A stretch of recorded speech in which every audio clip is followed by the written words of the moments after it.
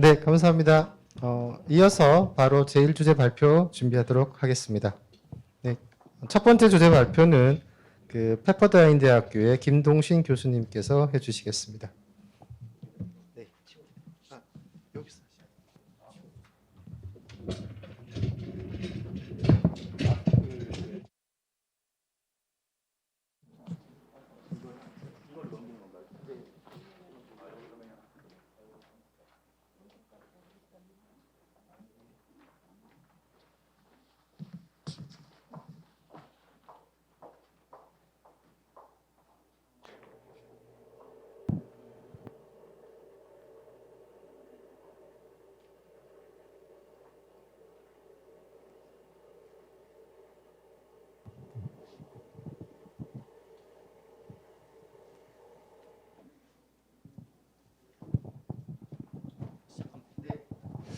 예, 안녕하세요. 저는 지금 페퍼다인 대학교에서 금융 및 부동산 조교수로 재직 중인 김동신이고요.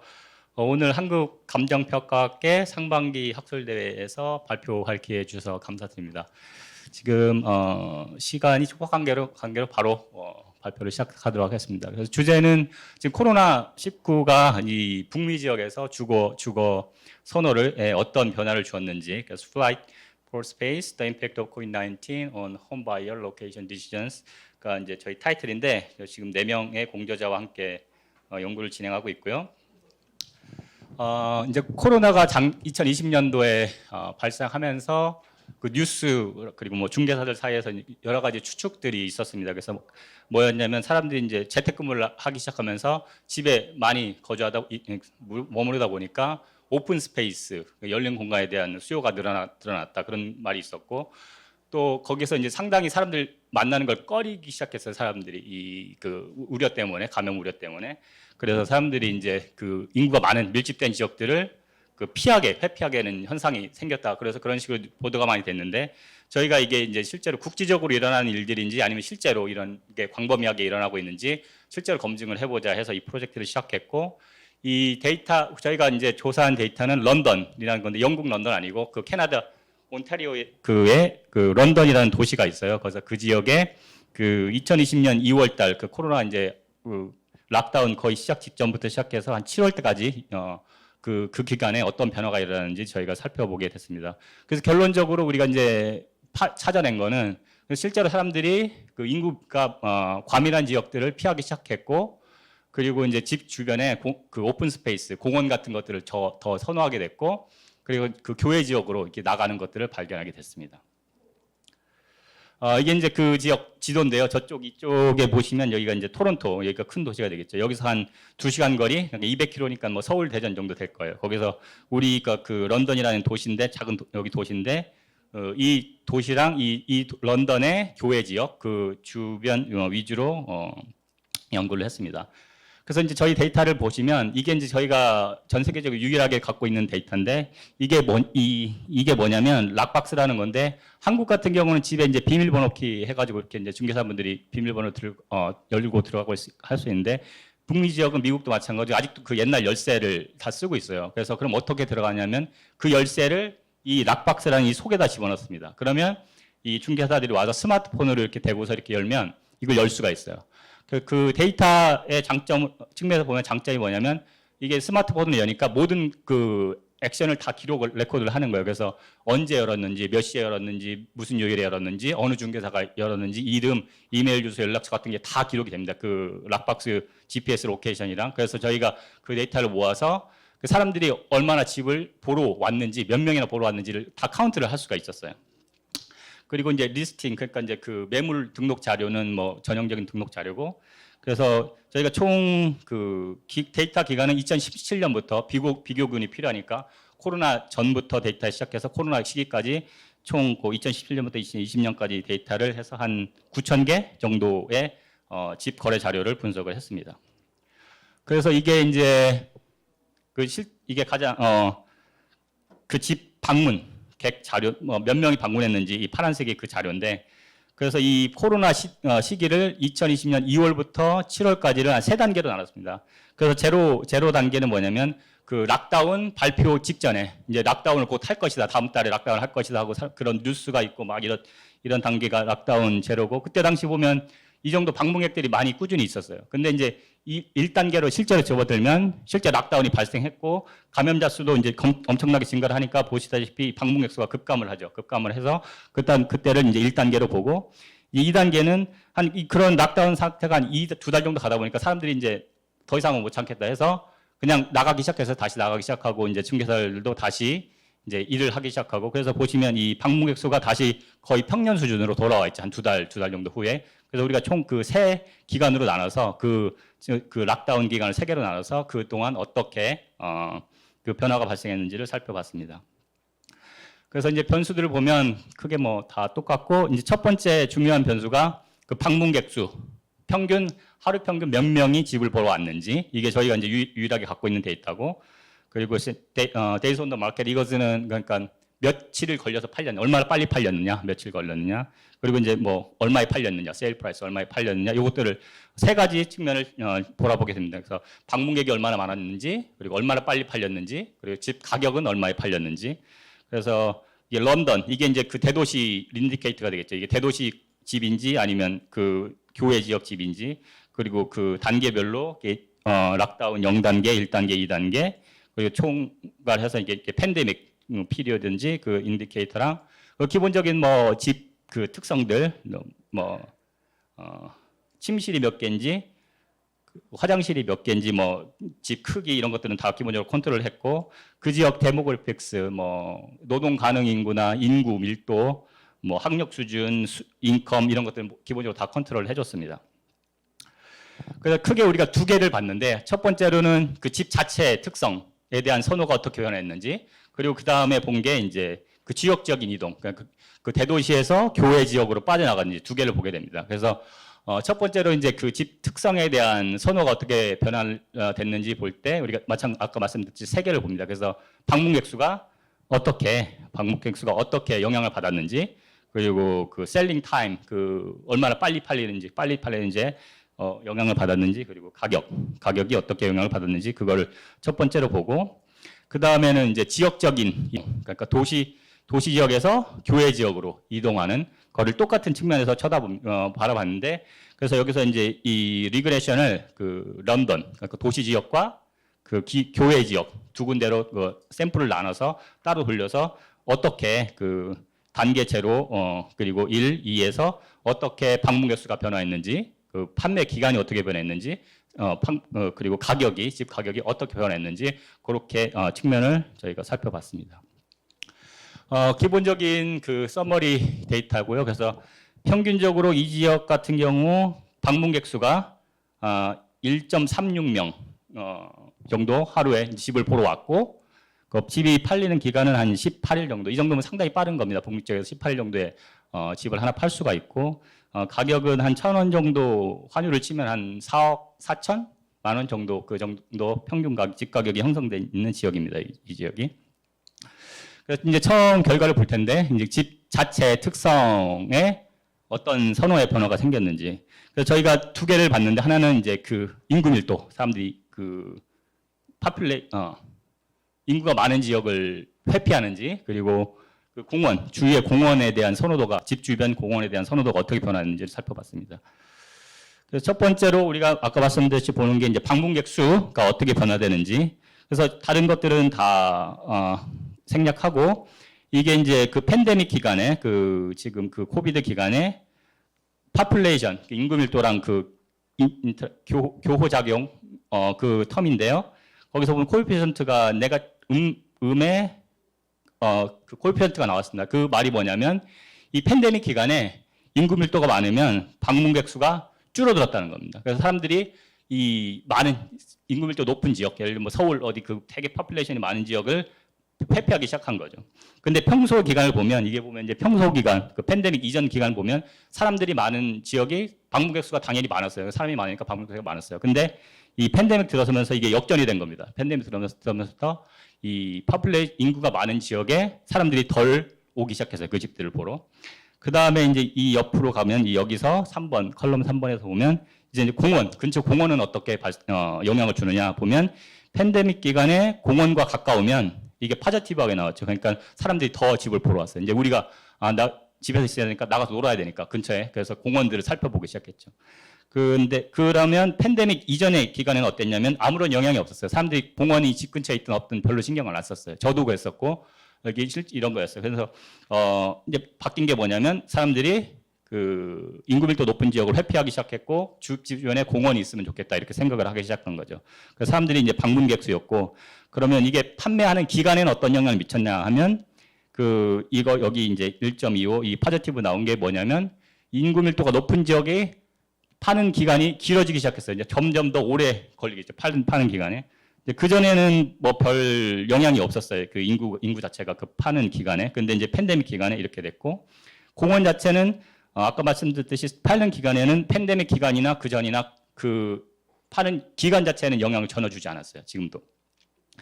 마지막으로 어떻게 보면 이게 가장 중요한 건데 그럼 가격, 즉 가격에는 어떤 영향을 줬느냐 보면 이제 이게 다시 말씀드리지만 그 팬데믹 기간에 그 파퓰레이션이 많은 지역, 인구가 많은 지역을 보면 이게 네거티브가 나왔죠. 그래서 가격이 떨어졌어요. 인구가 많으면. 이게 이상한 거죠. 서울 같은 경우 집값이 높아야 되는데 그럼 일반적인 기간에는 어땠느냐? 팬데믹 전에 보면 이게 파저티브 나왔죠. 그러니까 무슨 말이냐면 일반적인 기간에는 인구가 밀도가 높으면 집값도 높았어요. 근데 팬데믹 터지면서 이게 역전이 돼버린 거예요. 다시. 그래서 집값이 떨어진 거예요. 사람들이 많으면. 그리고 이제 공원의 영향을 보면 주위에 공원이 있으면 지금 팬데믹 기간에 주위에 공원이 있으면 한 3% 정도 집값이 더 이제 높게 형성됐어요. 그 전 기간에 비해서. 근데 이제 일반적으로 팬데믹 전에 보면 이게 보면 코에피션트가 의미하지 않는데 이게 무슨 얘기냐면 신경을 안 썼어요. 사람들이 그 공원 집 근처에 있는 공원에 대해서 그 집값에 그런데 이제 팬데믹이 터지면서 집값도 더 높게 형성이 된 거죠. 주변에 공원이 있으면. 그래서 이제 그 집 특성에 대해서 살펴봤고 이번에는 그 지역적인 이동을 볼 겁니다. 그래서 도시 지역과 그 교외 지역에서 그 대전과 그 대전 근처에 뭐 이렇게 교외 지역, 아니면 서울과 뭐 분당, 일산 이쪽으로 이렇게 퍼져나갔는지 마찬가지로 그 방문객 수를 먼저 보는데요. 그 첫 번째 두 컬럼들이 이게 뭐냐면 이제 도시 지역의 결과고 이 3, 4번은 그 교외 지역 결과입니다. 그래서 단계 0, 1, 1은 이미 지나간 얘기고 어떻게 보면 이제 그 단계 2가 가장 지금 현재 상태와 가까운 상태라서 이것만 보자면 방문객 수 지금 네거티브 코에피션트가 나왔죠. 그 런던 이렇게 도시 지역. 도시 지역에 전반적으로 방문객 수가 떨어져 있는 상태입니다. 현재 상태가. 근데 이제 그 교외 지역, 지금 아웃사이드 런던이라고 돼 있는데 이쪽 보면 코에피션트가 플러스가 나왔는데 이거 무슨 얘기냐면 교외 지역은 오히려 방문객 수가 늘어나 있는 상태예요. 그러니까 사람들이 지금 교외 지역 집을 보고 있는 거죠. 지금 그때 2020년 7월 당시에. 그래서 방문객 수는 그렇고 그러면 판매 기간은 어떠냐? 아까 그 차트 처음에 보여드렸지만 사람들이 한 두세 달 락다운 하고 나니까 그냥 다시 나오기 시작했어요. 그래서 판매 기간은 지금 그러니까 유의미하지 않게 나왔는데 이게 무슨 얘기냐면 지금 도시 지역은 지금이나 예전이나 이제 비슷한 평년 수준으로 돌아와 있는 상태예요. 지금 도시 지역 같은 경우는. 하지만 이게 이제 가장 어떻게 보면 특이한 건데 교외 지역은 지금 마이너스 9.9가 나왔거든요. 이게 무슨 얘기냐면 판매 기간이 10일 짧아졌다는 거예요. 교외 지역은. 그러니까 평균적으로 한 18일 걸렸는데 10일 짧아지면 한 9일이면 팔린다는 거예요. 지금. 그러니까 집이 엄청나게 빨리 팔리고 있어요. 교외 지역이. 팬데믹 터지면서. 그래서 마지막으로 이제 집값의 영향은 어떻게 줬냐 보면 일시적으로 도시 지역에 일시적으로 이 집값이 떨어졌었는데 지금은 그냥 평년 수준으로 돌아왔고 교외 지역도 마찬가지로 그냥 평년 수준으로 돌아와서 큰 영향을 주진 않았어요. 집값 자체. 그래서 집값이 떨어질 거라는 추측이 많이 있었는데 실제로 집값 변동은 거의 없었고 사실은 그 이후로 지금 한 1년이 지났는데 많이 오르고 있고 더 빨리 팔리고 있고 그래요. 그래서 지금 결론적으로 보면 이제 그 하우징 프레퍼런스 시프트는 저희 그 사람들이 인구가 밀집된 지역들을 피하기 시작했고 그 집 근처에 좀 오픈 스페이스를 더 선호하게 됐고 그 지역적인 이동을 보면 그 팬데믹이 그 교외 지역의 유동성, 집 팔린 유동성을 증가시켜줬죠. 그러니까 사람들이 많이 보러 오고 그리고 빨리빨리 팔리고 있고 하지만 그 집 가격 자체에는 큰 영향을 주지는 않았습니다. 그래서 현재 지금 우리가 이제 그 단기 효과를 봤거든요. 그 팬데믹이 어떻게 단기 효과를 받는지 그까지 완료가 됐고 지금 우리가 계속 데이터를 모아서 이게 장기적으로 이렇게 갈 것이냐를까지 이제 한 다음에 데이터를 모아서 연구한 다음에 이제 지금 퍼블리시를 할 계획이 있습니다. 네. 감사합니다. 그래서 이게 뭐 한국에 있어서는 이런 식으로 재택근무가 장기화가 될 경우에 이제 도시로 사람들이 과밀화된 그러니까 선호가 집중되는 걸 좀 약간 완화시킬 수 있을지 그런 임플리케이션도 있다고 생각합니다. 네, 감사합니다.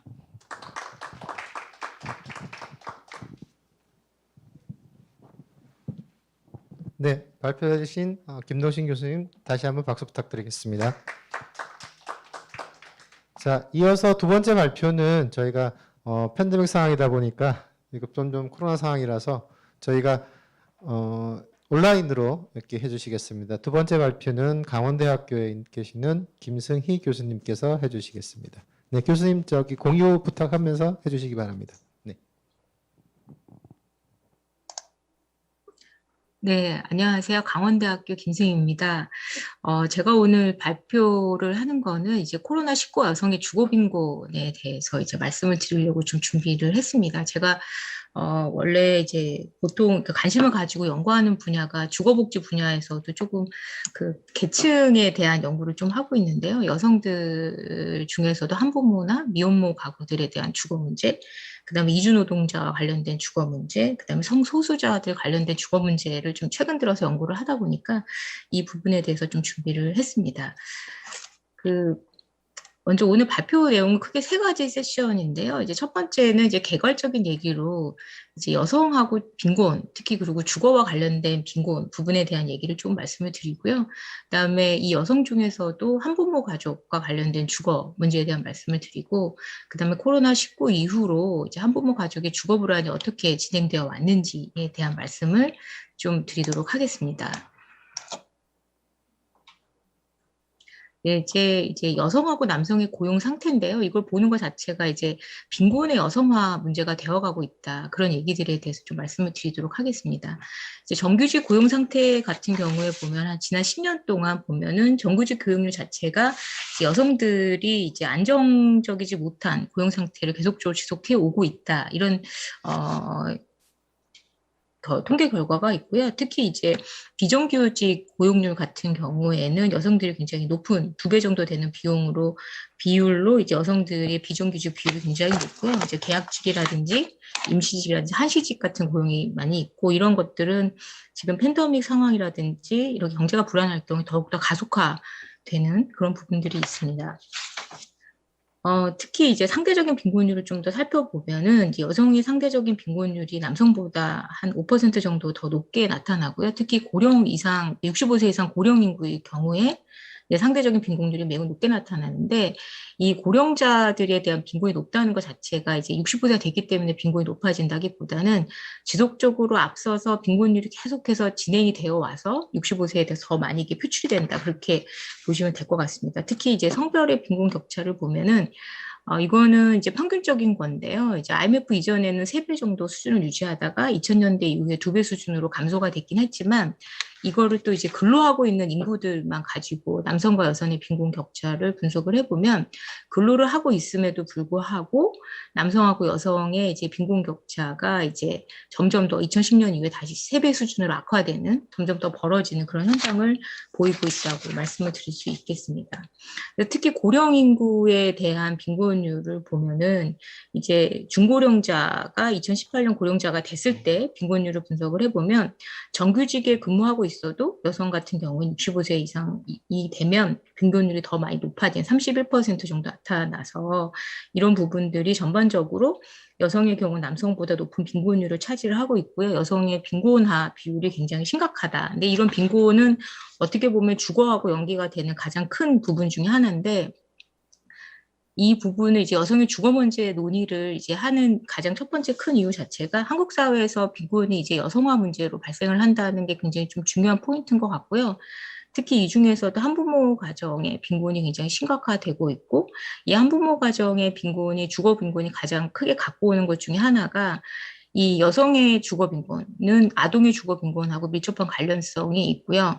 또 이런 것들이 고령화가 이루어졌을 때 아이들을 양육을 하고 이렇게 있다가 고령화가 됐을 때 또 여성 빈곤이 더 짙어지는 그런 현실적이 되어 있다고 있기 때문에 이 문제가 좀 초점을 둘 필요성이 있다라고 생각을 하고 있습니다. 그리고 우리나라의 이제 주거 지원 정책 자체가 정책 대상이 절대적인 주거 빈곤에 이제 해결을 하는데 초점이 조금 되어 있는 부분들이 있습니다. 이게 여성의 주거 빈곤 같은 경우에는 근로활동에 참여를 하면서도 경제적인 빈곤에서 벗어나지 못하는 근로빈곤이 있고요.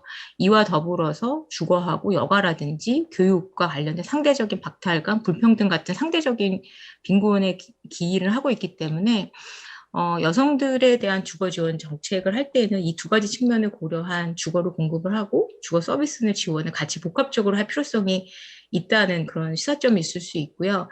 그다음에 이 여성들이 갖고 있는 주거 빈곤은 이제 문화 심리적 차원의 소외는 다차원적인 접근이 굉장히 필요하고 어떻게 보면 공공임대주택 등 같은 정책 수급으로 인해서 여성의 주거 빈곤의 경제적 사정이 나아질 수도 있겠지만 여전히 이제 주거 빈곤 계층이라는 오명이 있고 또 이제 앞서도 말씀드렸지만 이제 여성의 주거 빈곤이 아동의 주거 빈곤하고 밀접한 관련이 있고 이런 주거 빈곤의 아동들이 성장을 했을 때 사회 참여를 한다던가 또다시 이제 그 빈곤의 악순환에 들어가는 경우가 굉장히 많기 때문에 이 부분에 대한 것들에 좀 초점을 둬서 여성의 주거 빈곤에 대한 좀 관심을 가질 필요성이 있다 이렇게 말씀을 드릴 수 있겠습니다.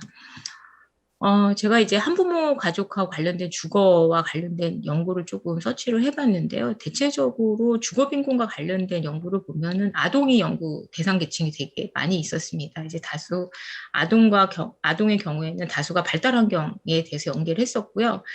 청년들에 대한 주거 문제는 최근에 들어서 굉장히 많이 이슈로 돼서 연구를 활발히 하고 있고, 그 다음에 이제 노인하고 여성의 경우에는 이제 복지 차원에서 포괄적으로 접근을 하고 있어서 점차 이런 계층들에 대한 문제인식이 확대되는 것으로 생각을 하고 있고 특정 계층이라든지 주거 상황에 대한 접근은 아직도 미흡하지 않나 이런 생각을 좀 하고 있습니다. 실제적으로 이들 대상들을 관련한 이제 기존 연구들을 보면은 고령자와 관련돼서는 이제 복지 서비스, 아동과 관련돼서는 심리 발달 뭐 이런 것들이 있는데 이 한부모 가정과 관련된 기존 연구도 보면은 굉장히 세분화되어 있는 그 정책들로 가고 있기 때문에 이런 모든 걸 다 같이 해결할 수 있는 접근이 없을까라는 생각에서 시작된 게 이제 주거 지원이 이 모든 걸 다 포괄할 수 있는 주거 복지에서 출발하면 좋지 않을까 그런 시점에서 이제 주거와 관련된 연구를 지속적으로 하고 있습니다. 일단 뭐 한부모 가족들에 대해 전체 평균하고 조금 말씀을 좀 드리면 이제 그 주거 상태 자체가 주택 유형 자체로 단독주택에 많이 있다라고 하는 것은 조금 오래된 노후화된 주거 환경이 있다고 보여지고요. 그다음에 자가 비율이 전체적으로 좀 낮은 그런 성향을 좀 보이고 있습니다. 주택 상태나 주거 환경 만족도도 일반 그 전국 평균에 비해서 굉장히 좀 작고요. 특히 이제 방음이라든지 이제 재난 안전 이런 것들에 대해서 조금 그 불만족이 높은 상태였고요. 근데 주거환경 만족도에서도 접근성 부분에 대한 만족도가 굉장히 떨어져서 실질적으로 주거환경이 좋은 곳에 거주한다라고 보기는 좀 어려울 것 같습니다.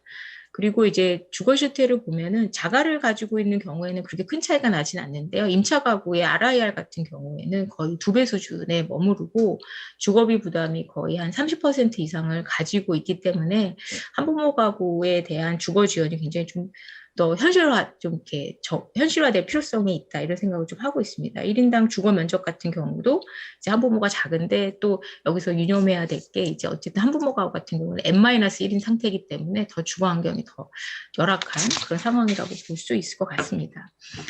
이들이 가장 희망하는 주거 지원은 이제 공공임대주택 정책을 가장 많이 희망을 하고요. 이게 직접 공급을 원하고 있기도 하고 월세 보조금 같은 간접 공급 방안을 원하고 있습니다. 물론 주거급여나 이런 것들도 있지만 실제적으로 이제 그 급여 대상자가 되지 않는 경우에는 주거비 부담을 좀 하향시켜줄 수 있는 그런 시정 정책을 희망하고 있는 것으로 나타났습니다.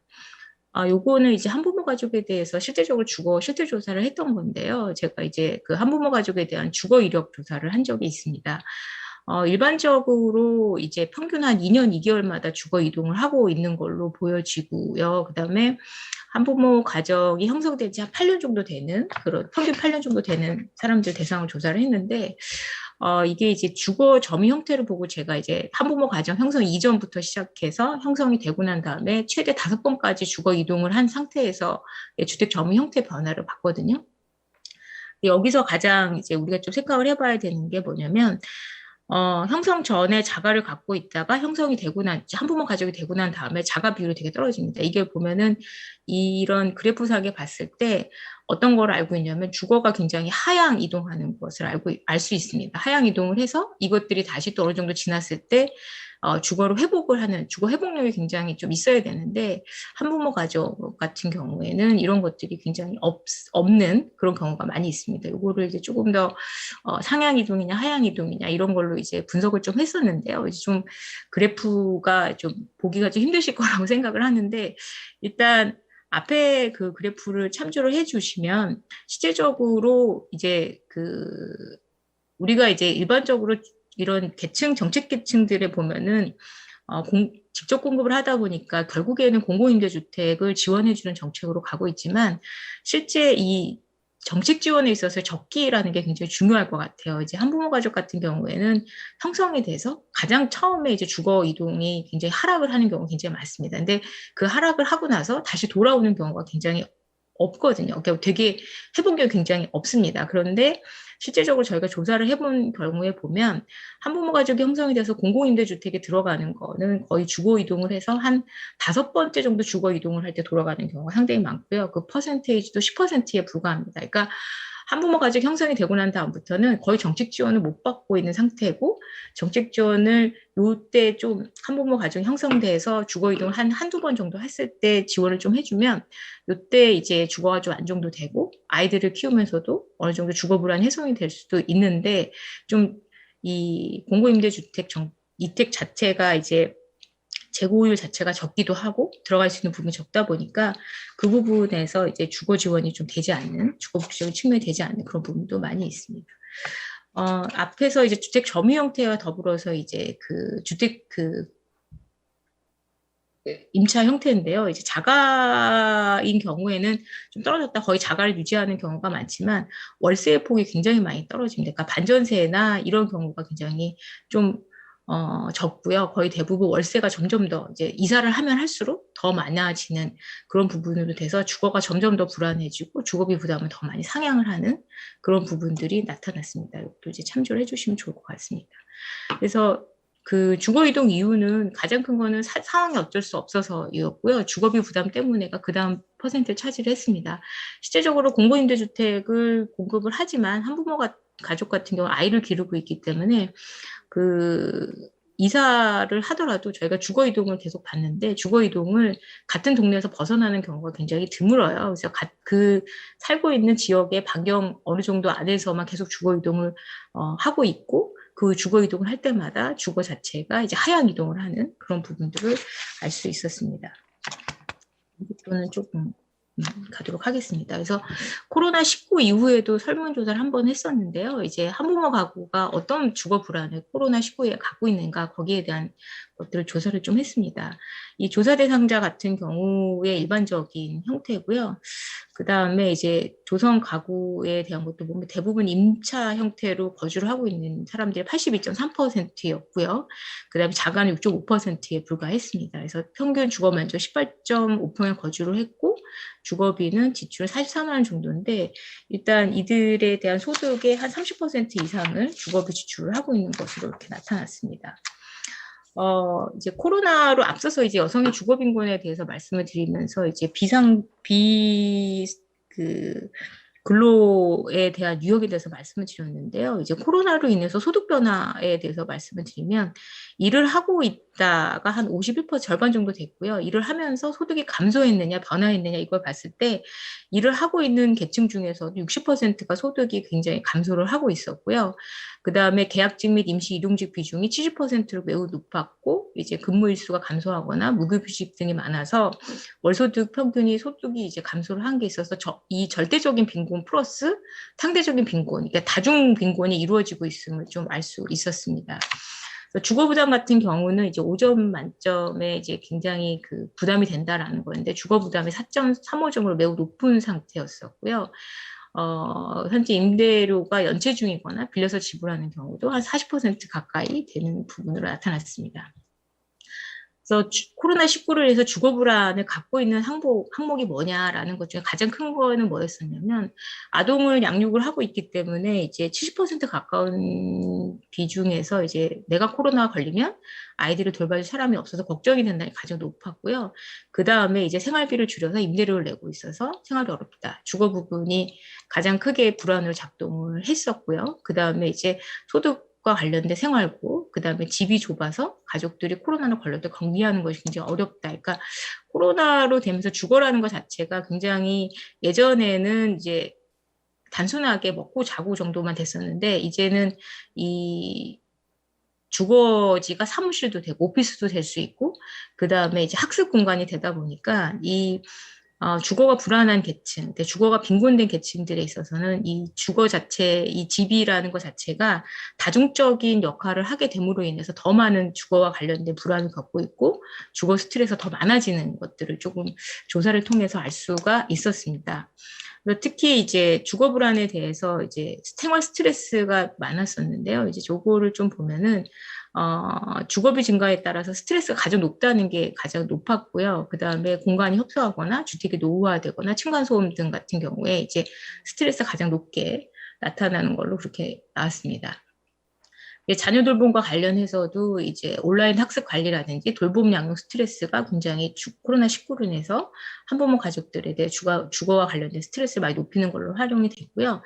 그래서 이 조사를 조금 주거 스트레스가 어떤 게 있는가라는 거를 조금 항목화하고 유형화해서 이제 FGIG 조사를 해서 주거 스트레스에 대한 항목을 분석을 했고요. 이걸 가지고 주거 실태 조사를 해서 저희가 좀 유형을 좀 나눠봤습니다. 그래서 이 유형을 한 5개 정도로 나눴는데요. 이제 유형별로 조금 간단하게 설명을 좀 드리도록 하겠습니다. 이 코로나19로 인해서 한부모 가족이 주거 스트레스를 겪는 건 크게 3가지로 나눌 수 있을 것 같습니다. 주거 공간에 대한 스트레스를 갖는 게 있었고요.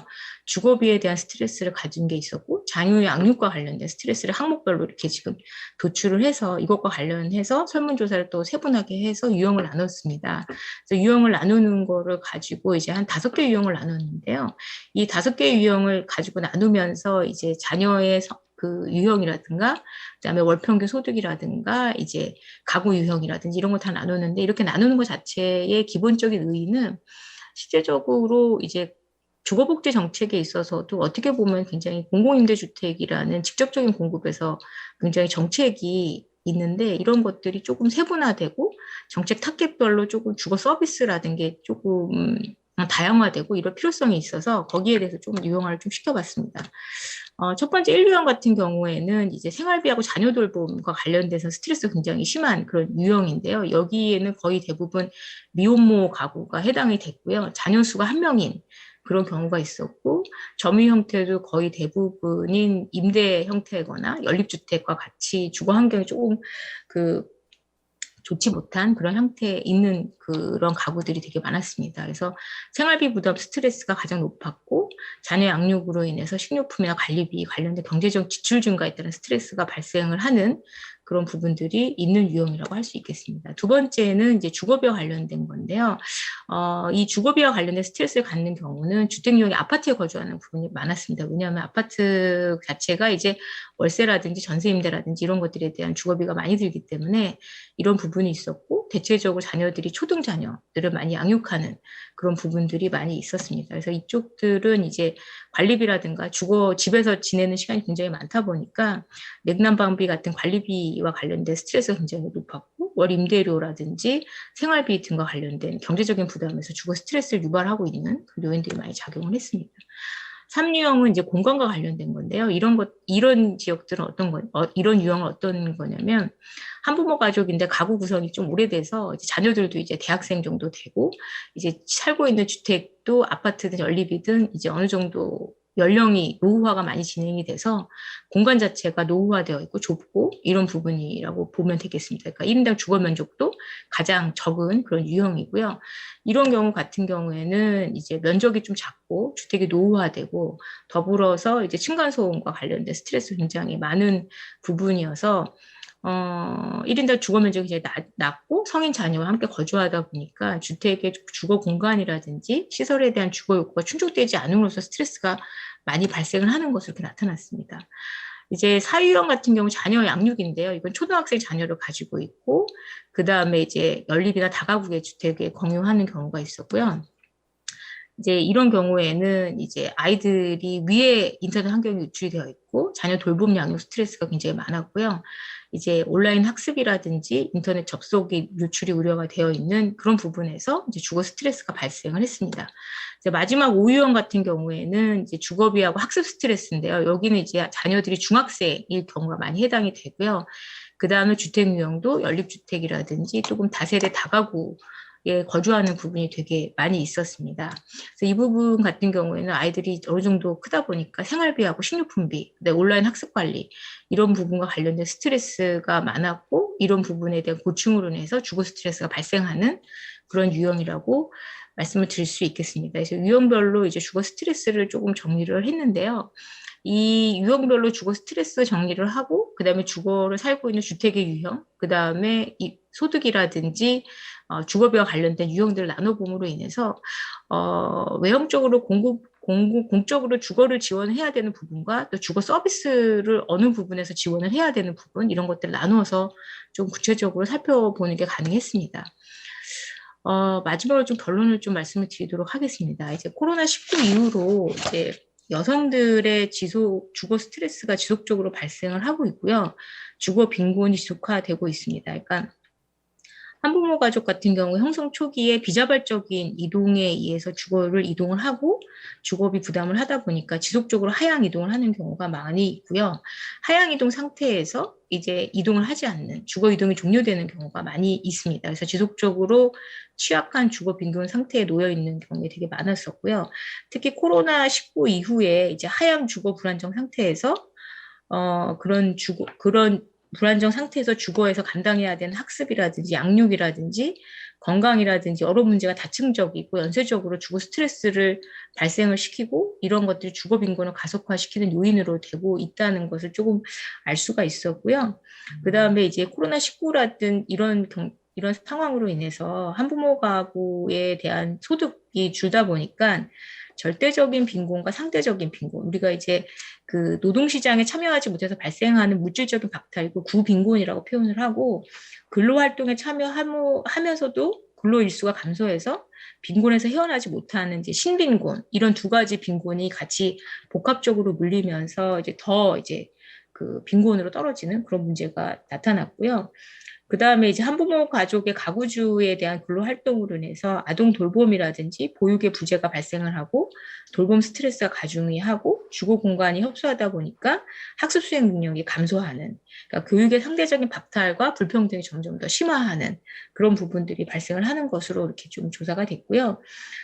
이러한 것들은 어떻게 보면은 한부모 가족이라든지 여성의 주거 빈곤은 코로나19로 발생했다기보다는 이제 이전에 공공부분의 주거 지원 정책의 한계가 아니었나. 이제 어떻게 보면은 공공임대주택이라고 하는 이런 한정된 주거와 그 다음에 아동을 양육을 하고 있다는 이런 그 교육 환경 이런 거하고 물리지 못하는 이런 정책으로 인해서, 그러니까 주거 면적, 한부모 가족 주거 면적 상향이라든지 임차 가구에게도 물리적 주거 환경 개선을 위한 주거 정책 지원이 가능하도록 좀 고려를 해야 되지 않겠느냐. 실제적으로 공공임대주택에 거주를 하더라도 노후화로 인한 불만도 굉장히 많았고, 그 다음에 임차 가구에 있음으로 해서도 이제 그 공공임대주택에서도 이제 그 면적으로 주는 가구 구성에 따라서 면적에 대한 상향 이동이 굉장히 필요한데, 이런 정책들이 좀 한계조가 있지 않았나 이런 생각도 들고요. 그 다음에 이제 한부모 가족의 가구 특성, 앞서서 5개 유형으로 나누었긴 했지만 아동의 그 발달 단계에 따른 이런 가구가 갖고 있는 스트레스라든지 이런 주거 환경의 절대적인 요소들이 필요한데, 이런 물리적인 주거 환경, 생활 환경을 가면한 이런 어떻게 보면은 맞춤형 주거 서비스가 좀 발굴될 필요성이 있는데, 지금은 조금 너무 물리적인 그 정책의 공급의 한계에 있지 않는가, 그런 생각을 좀 하면서 이제 연구를 계속적으로 지속을 하고 있습니다. 네, 이상으로 발표를 마치도록 하겠습니다. 감사합니다. 네, 김성희 교수님 감사합니다. 박수 한번 부탁드리겠습니다. 네. 지금 이제 이어서 그 유니스트의 김정석 교수님 해주시겠는데 지금 멀리서 해주시기 때문에 공유하고 이렇게 발표를 바로 해주시면 되겠습니다.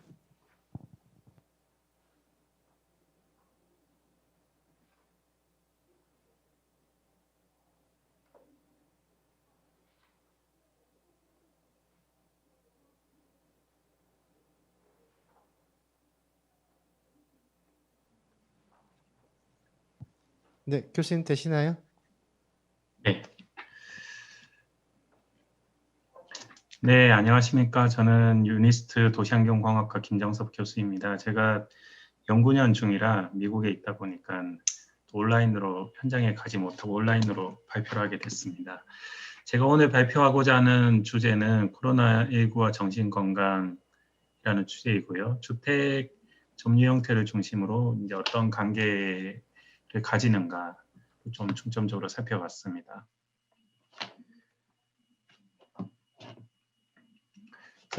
전통적으로 집이라고 했을 때 우리가 개인의 공간, 그리고 안전한 공간, 가족들의 공간 이런 의미들이 전통적으로 강했었는데요. 이제 코로나19가 이제 확산이 되고 전염병이 이제 확산되면서 주택이 더 이상 이제 단순히 이런 어떤 가족들만의 개인의 공간에 넘어서서 어떤 다양한 어떤 목적으로 활용이 되고 있는 것 같습니다. 그래서 락다운이 되고 뭐 집에 머무르라는 명령이 또 내려지고 학교가 또 문을 닫고 하면서 주택은 이제 가장 안전하고 중요한 공간이자 또 집에서 일, 교육, 학습, 여가, 운동 등 다양한 사회경제, 문화적 활동들이 진행되는 공간이 됐고요.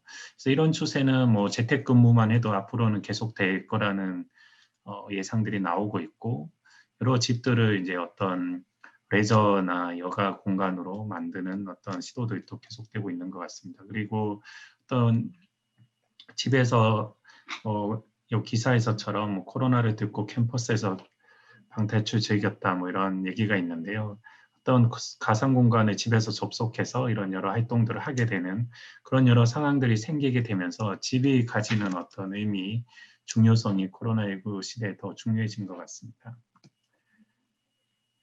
그래서 제가 이쪽 연구를 좀 더 하게 된 그런 큰 연구 질문은 집에 머무는 시간이 증가하고 집이 다양한 목적으로 활용이 되면서 이런 집이 개인의 어떤 정서인 건강에 미치는 영향이 어떻게 바뀌는가에 대한 부분을 좀 더 살펴보고 싶었습니다. 그래서 이번 발표에서는 주택의 점유 형태 자가냐, 뭐 전세 임대를 중심으로 정신 건강에 미치는 영향을 살펴보고요.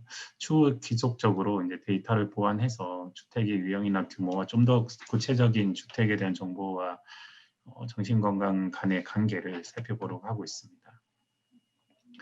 일반적으로 자가 소유가 가지는 뭐 여러 장단점에 대해서는 많이 이미 이론적으로 논의가 됐습니다. 그러나 이제 심리적인 요인들을 중심으로 보면요. 어떤 자기 만족, 자기 성공에 대한 어떤 표시가 되기 때문에 정신 건강에 도움이 되고 그 점유의 어떤 안정성 때문에 정신 건강에 도움이 된다는 어떤 이론들이 많이 있었고요. 반면에 내가 모기지를 계속적으로 갚아야 되기 때문에 그런 어떤 스트레스, 파산 압류 가능성에 대한 스트레스 때문에 뭐 오히려 정신 건강에 나쁠 수 있다. 그리고 커뮤니티에서 책임감을 자가 소유자들은 더 가져야 되기 때문에 스트레스 요인으로 작용한다. 뭐 이런 논의들도 있어 왔습니다. 저도 미국에서 지금 그 하우스에 있다 보니까 뭘 잔디 관리나 뭐 이런 것들을 되게 해야 되는 것들 스트레스를 많이 받더라고요. 그래서 이런 부분들이 자가 소유주가 가지게 되는 어떤 여러 정신적인 부분에서 영향 요인이 일반적으로 알려져 왔던 부분인 것 같습니다. 그래서 선행 연구들을 보면 주택의 어떤 헬스 이퀴티의 아주 중요한 결정 요인이라는 연구가 최근에 이제 종합적으로 발표된 적이 있고요. 장기간 주거비 부담에 노출될 경우에 정신건강이 낮아지고 잦은 이사를 하는 경우, 집안이 혼란스러운 경우 정신건강에 부정적인 영향을 미친다는 연구 결과도 있습니다. 또 마찬가지로 점유의 불안전성이나 어떠한 있는 경우에 정신건강에 부정적인 영향을 미친다는 연구들이 최근에 실증 연구들이 발표되고 있습니다. 그리고 최근에 제가 발표했던 논문 중에 하나는 그 공유주택에 대한 연구를 했었는데요. 좀 원하지 않고 어떤 비용을 절감하기 위해서 그 이유 때문에 공유주택을 선택한 청년들의 경우는 오히려 정신건강의 사회적 활동, 사회적 역기능 부분에 있어서 정신건강에 부정적 영향을 미칠 가능성이 많다는 연구 결과도 도출한 바가 있습니다.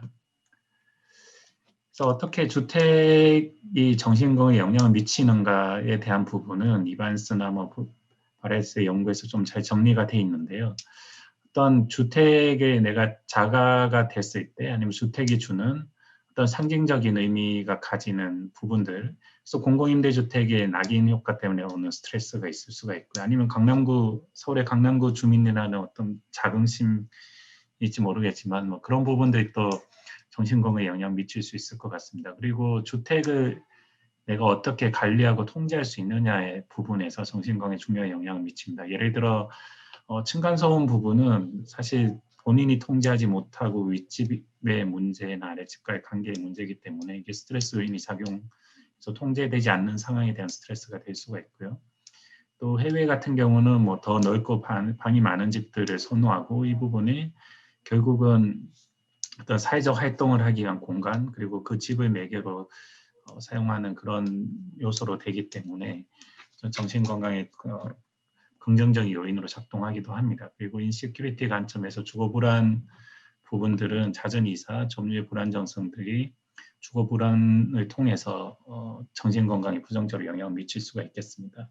그래서 코로나19 시대에 이 부분들이 어떻게 작동할까, 특히 주택 점유 형태와 관련해서 어떻게 작동할까를 좀 가설로 생각을 해봤는데요. 이제 컨트롤의 관점에서 봤을 때 자가 소유주는 아무래도 임대한 경우에 비해서 주택의 내부 환경이나 이런 부분에 대해서 좀 더 공격적으로 아니면 필요에 의해서 투자를 할 수 있는 것 같습니다. 그래서 내부 환경을 내가 사용하고자 하는 목적이나 방법에 따라서 바꿀 수 있고 투자를 할 수 있기 때문에 이런 컨트롤 측면에서 정신건강에 좀 긍정적인 영향을 미칠 수 있지 않을까 하는 생각을 해봤고요.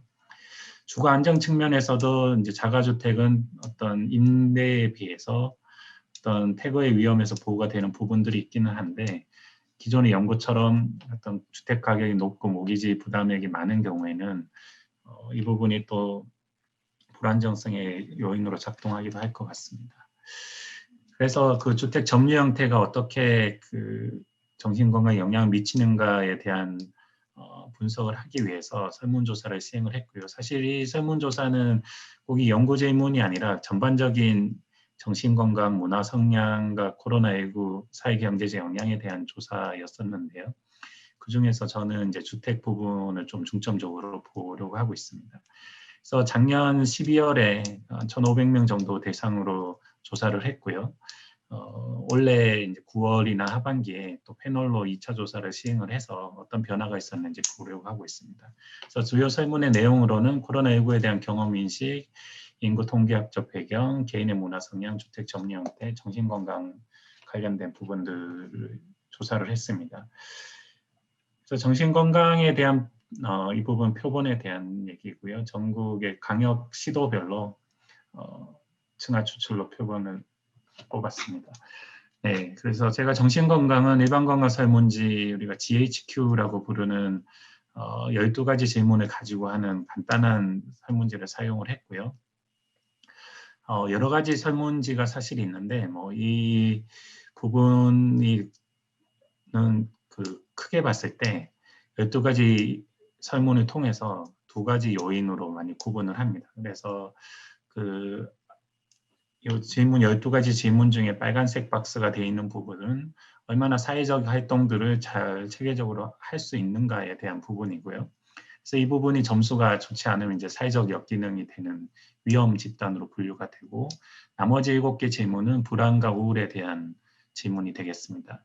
그래서 이 4점 척도로 되어 있기 때문에 이 부분을 어떻게 위험 집단으로 나누느냐 하는 연구들이 많이 있었는데 보통 1, 2 사이를 두고 2보다 높으면 위험 집단으로 보기도 하고 2, 3 컷오프를 적용해서 3 이상이면 위험 집단, 2 이하면 무위험 집단, 그 사이면 이제 유보 집단이 되고 유보 집단인 경우는 이런 조사를 통해서 추가적인 조사를 의뢰하고 그 위험 집단인 경우는 상담, 심리 상담이나 이런 쪽을 받도록 권장하는 그런 데 많이 사용이 되는 설문지입니다. 그래서 제가 분석에 사용한 주요 변수는 뭐 정신건강에 대한 부분, 이 두 가지 불안, 우울의 위험 여부, 그리고 사회적 엮이는 위험 여부고요. 그리고 추가적으로 설문조사 중에 코로나19 사태로 전반적으로 정신건강 상태가 나빠졌는지에 대한 물어봤던 질문이 있습니다. 이 부분을 또 활용을 했습니다. 그리고 여러 인구 통계학적, 사회경제적 요인들을 사용을 하였습니다. 기초 통계 부분도 참고를 하시면 될 것 같고요. 그래서 간단하게 그 주택 점유 형태별로 정신건강에 어떤 차이를 보이는가 뭐 분산 분석으로 봤을 때는 전체적인 점수를 볼 때는 크게 그 차이를 보이지는 않습니다. 총 불안 우울 점수나 사회적 역기능 점수에서 큰 차이를 보이지는 않고요. 통계적으로 봤을 때 뭐 5%에서는 뭐 기가 차이가 보이지 않는 수준이고요. 이제 위험 집단이 얼마나 되는가를 봤을 때 자가의 경우 불안 우울의 위험 집단이 한 10% 정도, 전체 응답자의 10% 정도가 위험성을 가지고 있다고 분류가 됐는데 전세는 비슷한 수준이고 보증부 월세는 좀 높게 나오는 걸 볼 수가 있습니다. 사회적 역기능 부분은 전세 자가 부분은 오히려 좀 높게 나타나고 월세 쪽이 좀 낮게 나타나는 이제 그런 차이가 나는 부분들을 좀 확인을 할 수가 있었습니다. 그래서 이 부분은 실제 그 회계 분석을 통해서 그 주택 점유 형태가 어떻게 영향을 미치는지 검증을 해봤고요. 이 자가냐 전세냐 아니면 보증부 월세냐, 보증부 월세가 이제 레퍼런스가 되고요.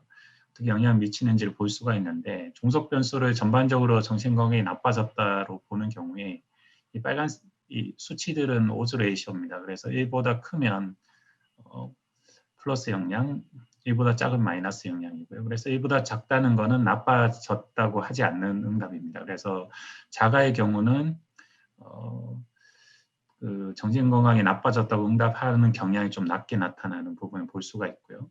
불안 우울의 위험 집단은 이제 로짓 모델로 봤을 때는 이 멀티노미얼 로짓을 적용을 했습니다. 그래서 뭐 위험 집단에 대비했을 때 위험 집단이 될 모형에 대한 결과이고요. 이 경우에는 전세인 경우가 오히려 좀 낮게 나타나고 자가나 뭐 월세는 큰 차이가 없게 나타났고요. 사회적 역기능 부분은 통계적으로 큰 차이가 나타나지는 않았습니다. 그래서 결과적으로 봤을 때 주택 점유 형태의 영향을 보면 자가 거주자는 월세 거주자에 비해서 정신건강이 나빠졌다고 응답한 경향이 좀 낮게 나타나서 오히려 긍정적인 자가 거주가 긍정적인 코로나19 때 긍정적인 역할을 했을 수도 있다고 볼 수가 있고요. 전세 거주자는 월세 거주자에 비해서 불안 우울 집단에 포함될 가능성이 낮지만 자가의 경우는 뭐 차이를 보이지 않았고 주택 점유 형태가 사회적 역기능의 위험에 대해서는 뭐 통계적으로 유의한 영향을 미치지는 않았습니다.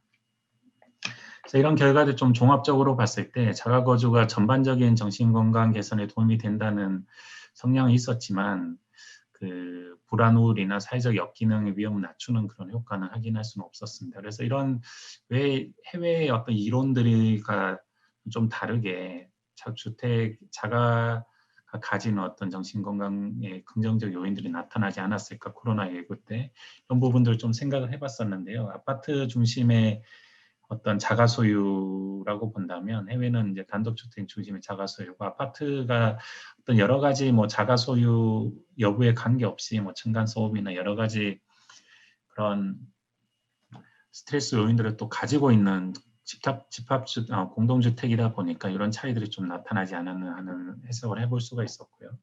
그리고 이제 한국의 경우는 주거 면적이 1인당 주거 면적이 워낙 낮다 보니까 코로나19 시대에 어떤 새로운 목적의 집을 사용을 하더라도 그 공간에 대한 활용도가 해외 미국이나 뭐 서구 국가들에 비해서 좀 떨어지는 것들이 아닌가. 그래서 새로운 공간을 다목적으로 좀 바꾸고 활용을 해야 되는데 그런 부분에 대한 여유 공간들이 없었던 부분들도 영향을 미쳤을 것 같습니다. 그리고 점유 안정성 부분은 이 연구가 진행된 시점이 또 주택임대차보호법 후에 설문조사들이 이루어져서 전세나 뭐 이런 부분들에 있어서 큰 차이를 보이지 않았는가로 해석을 해보았습니다.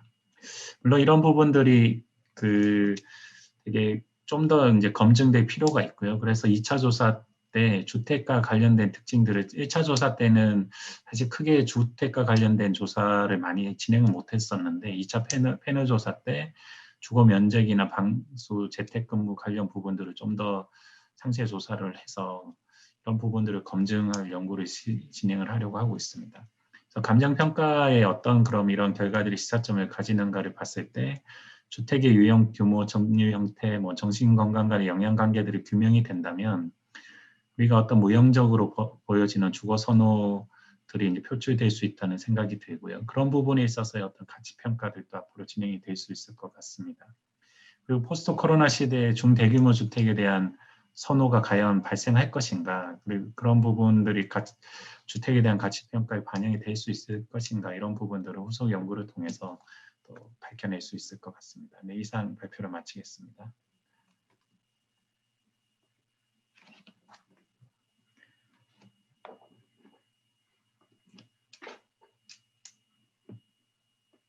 진행하도록 하겠습니다. 종합토론은 그 학회 부회장이신 신우진 교수님께서 해주시겠고요. 신우진 교수님도 지금 해외에 계시기 때문에 신우진 교수님이 줌 형태로 해서 진행을 하도록 하겠습니다. 네, 사회를 신우진 교수님께 넘기겠습니다. 네, 안녕하십니까.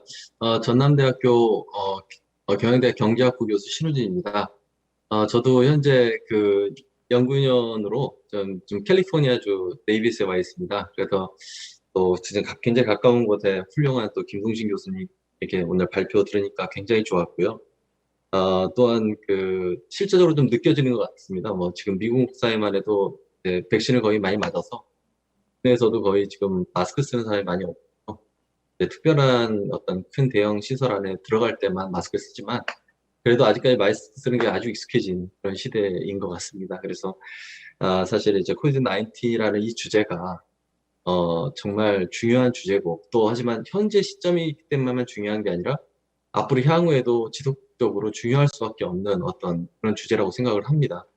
그런 면에서 이 연구는 계속 지속이 돼야 될 것 같고 또 그런 면에서 제가 좋아하는 또 교수님 또 저 후속 패널 조사까지 하면 아마 이러한 전후 비교까지 또 되어지는 어떤 굉장히 희소성을 가지고 좋은 연구가 될 것 같습니다. 그래서 오늘 세 분 발표해 주셨는데 평소에 제가 굉장히 좋아하는 다들 뭐 훌륭한 발표뿐 아니라 또한 주제 자체가 주거 입지 쪽으로 우리 그다음에 우리 김승희 교수님도 주거 복지 하면서 주거 심리까지 같이 또 해주시고 주거 환경, 주거 건강 쪽으로 발표해 주셔서 어떻게 보면은 감정평가 학회가 향후에 주거에 대한 이슈, 주택에 대한 이슈를 봤을 때 반드시 살펴봐야 될 그런 주제들을 담은 것 같아서 이번에 그 감정평가 혁신이라는 좋은 슬로건으로 말씀해 주신 정수영 회장님의 어떤 의지가 잘 반영된 그런 발표 내용이 아닌가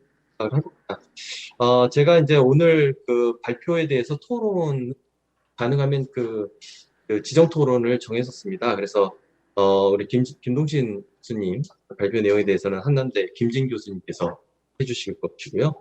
김승희 교수님 내용에 대해서는 저희 대학교의 이진경 교수님께서 국제학회위원회 하시면서 굉장히 또 많은 내용들 보시고 또 최근에 들어서는 이런 이슈에 대해서 관심을 많이 갖고 계시기 때문에 아마 좋은 토론이 될 것 같고요. 그 다음에 또 경희대 원지훈 교수님, 지금 빅데이터 부분하고 이런 부분에 연구를 많이 하고 계신데 김정수 교수님하고 제가 굉장히 또 잘 맞으실 것 같아요. 두 분 아마 재밌을 것 같습니다. 또 마지막에 또 제주대 고중상 교수님은 굉장히 젊으시고 또 핫한 교수님이셔서 사실은 어떤 틀 안에 갖두지 않았습니다. 그래서 아마 편안하게 세 분 중에서 관심 있는 주제 무엇이든지 말씀해 주실 겁니다. 대신 부탁드리고 싶은 거는 각 분들께 제가 말씀드리도록 8분 이내 발표를 좀 부탁을 드리겠습니다. 그래서 지금이 17시 10분이라 이걸 맞춰주셔야 또 이제 발제자 분들께서도 토론자 분들께서 말씀하신 내용에 대한 질의응답도 좀 하시지 않을까 이렇게 생각이 듭니다. 네, 제가 많이 좀 길었는데요. 먼저 한남대 김진 교수님 토론 부탁드리겠습니다.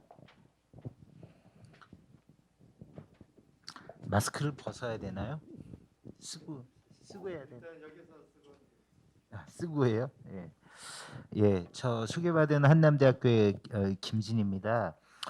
첫 번째 김동신 교수님 연구는 처음에 상당히 좀 놀랐습니다. 왜냐하면 작년 여름부터 이런 외신들이 계속 나왔지요. 지금 도심에 있는 주택들은 안 사고 교외에 있는 주택들을 은 사겠다는 그런 현상이 나타난다. 그리고 작년 가을부터 이런 외신들이 계속 나왔습니다. 그거를 실증적으로 이게 증거하는 연구라는 측면에서 저는 굉장히 좀 인상이 깊었어요. 그런 현상은 저희가 뭐 이제 이유는 충분히 뭐 이제 추정할 수가 있죠. 특히 이 연구의 접근이 이제 confounding variable을 써서 이제 리그레이션 베타가 이제 어떻게 움직이는가를 추적하는 그런 것도 참 재밌게 봤습니다. 다만 재택근무가 확대되고 그다음에 교회를 선호하고 하는 게 이게 지속 가능한 그러한 현상이냐 아니면 우리가 스페인 바이러스에서 본 것처럼 일시적인 그런 템포럴한 현상이냐 이게 우리가 Era of Rapid Urbanization 뭐 그 시대에 살게 되는 거냐라는 대답을 할 수는 없었겠죠. 왜냐하면 지금 연구 자료 기간이 작년 7월로 이렇게 좀 좁혀져 있어서 그래서 제가 조금 기대 겸 하는 거는 조금 더 이제 피어리어드를 늘려서 이 임팩트를 보게 되면 그러면 롱텀으로 이제 진짜로 우리가 이제 그런 시대에 들어가게 된 건지 아니면 텐트럼처럼 잠깐 발작이 일어났다가 이게 다시 또 원래대로 가는데 하는 이제 그런 거를 좀 배울 수 있지 않을까 싶습니다. 근데 어찌됐건 이 연구는 굉장히 제가 제 소견으로는 굉장히 훌륭한 접근이다. 이 데이터가 왜 우리는 이런 데이터가 없지? 뭐 이런 너무 부럽다는 생각을 했고요. 그다음에 이제 우리 김승희 교수님 연구는 이게 사실 굉장히 큰 이슈인데 실제로 부동산 쪽에서는 그닥 이렇게 좋아하지 않죠. 왜냐하면 좋아하지 않는다는 표현보다 학회지나 이런 데 이렇게 지원을 하게 되면 이게 굉장히 큰 이슈거든요. 사실은 뭐냐면 이게 가족 문제, 편가족 문제를 다루고 있지만 이게 젠더 이슈인 것 같기도 하지만 근데 이거를 넓혀서 보게 되면 이 안에 빈곤의 대물림이 있거든요. 그리고 불평등의 확대라는 사회적인 이슈가 있고 민주공화국의 이상을 건드리는 측면이 분명히 있거든요. 그래서 이 연구를 이렇게 보게 되면 이 코로나 이후에 최대 피해 계층은 편가족 맞습니다. 제가 봐서는 거기다 이제 소득도 감소하고 주거비는 증가하고 주거 환경은 그럼 열악해지는 게 뻔하죠. 애들의 주택 체류 시간은 길어지고 비대면 교육량은 많은데 나가서 돈 벌기 바빠서 그걸 또 돌봐줄 수가 없지요. 유연한 근무가 불가능하고 특히 여성 평가적인 경우에는 여성의 직업적인 측면, 산업적인 측면이 열위하지요. 그래서 이 돌봄의 부담, 그다음 뭐 인터넷 미디어 혹은 각종 유해 교육 환경에 대한 노출을 통제할 수 없다. 이거는 더더 심각해지는 거죠. 그래서 제가 학술적으로 좀 관심을 가져봤습니다. 감정평가랑 관련돼서 이런 아동의 보육시설, 이런 이 케어 퍼실리티가 임대료와 그다음에 주택 가격에 어떤 영향을 줄까 이런 연구들이 있었는가 충분했는가 뭐 이런 의문을 한번 가져봤고요. 있는데 제가 잘 모를 수도 있습니다. 많았는데 제가 모를 수도 있는데 우리 맨날 그냥 리그레이션 쳐서 뭐 95% 실내 구간에서 유의하니 안 하니 뭐 이렇게 쭉 하는데 뭐 지하철역 접근 뭐 이런 거는 많이 했었는데 이런 아동 보육 시설에 대한 관심 뭐 이런 것이 그런 게 있었나 이런 생각이 들고 실무적으로는 그래서 이제 감정 평가를 할 때도 임대료나 이런 하우징 프라이스에 대해서 이런 패실리티의 임팩트에 대해서 좀 관심을 가질 필요가 있다 하는 생각이 좀 들었고 학회 차원에서도 조금 우리가 연구적 관심을 넓혀야 되는 거 아니냐. 그러니까 뭐 젠더 이슈나 무슨 이런 가족 문제가 나오면 일단 좀 네거티브하게 보시는 심사자들도 많더라고요. 무조건 일단 부정적으로 이렇게 접근하시는 분이 있는데 그러나 이런 우리 편가족이나 이런 포스트 모던 가족 형태가 우리가 피할 수 없는 일반적인 현상이라면 그 안에서 어찌됐건 다음 세대에 대한 그 퓨처 제너레이션에 대한 배려가 필요한 거 아니냐 그런 측면에서 좀 이런 연구들을 저희가 좀 바라볼 필요가 있지 않겠느냐 하는 생각이 좀 들고요.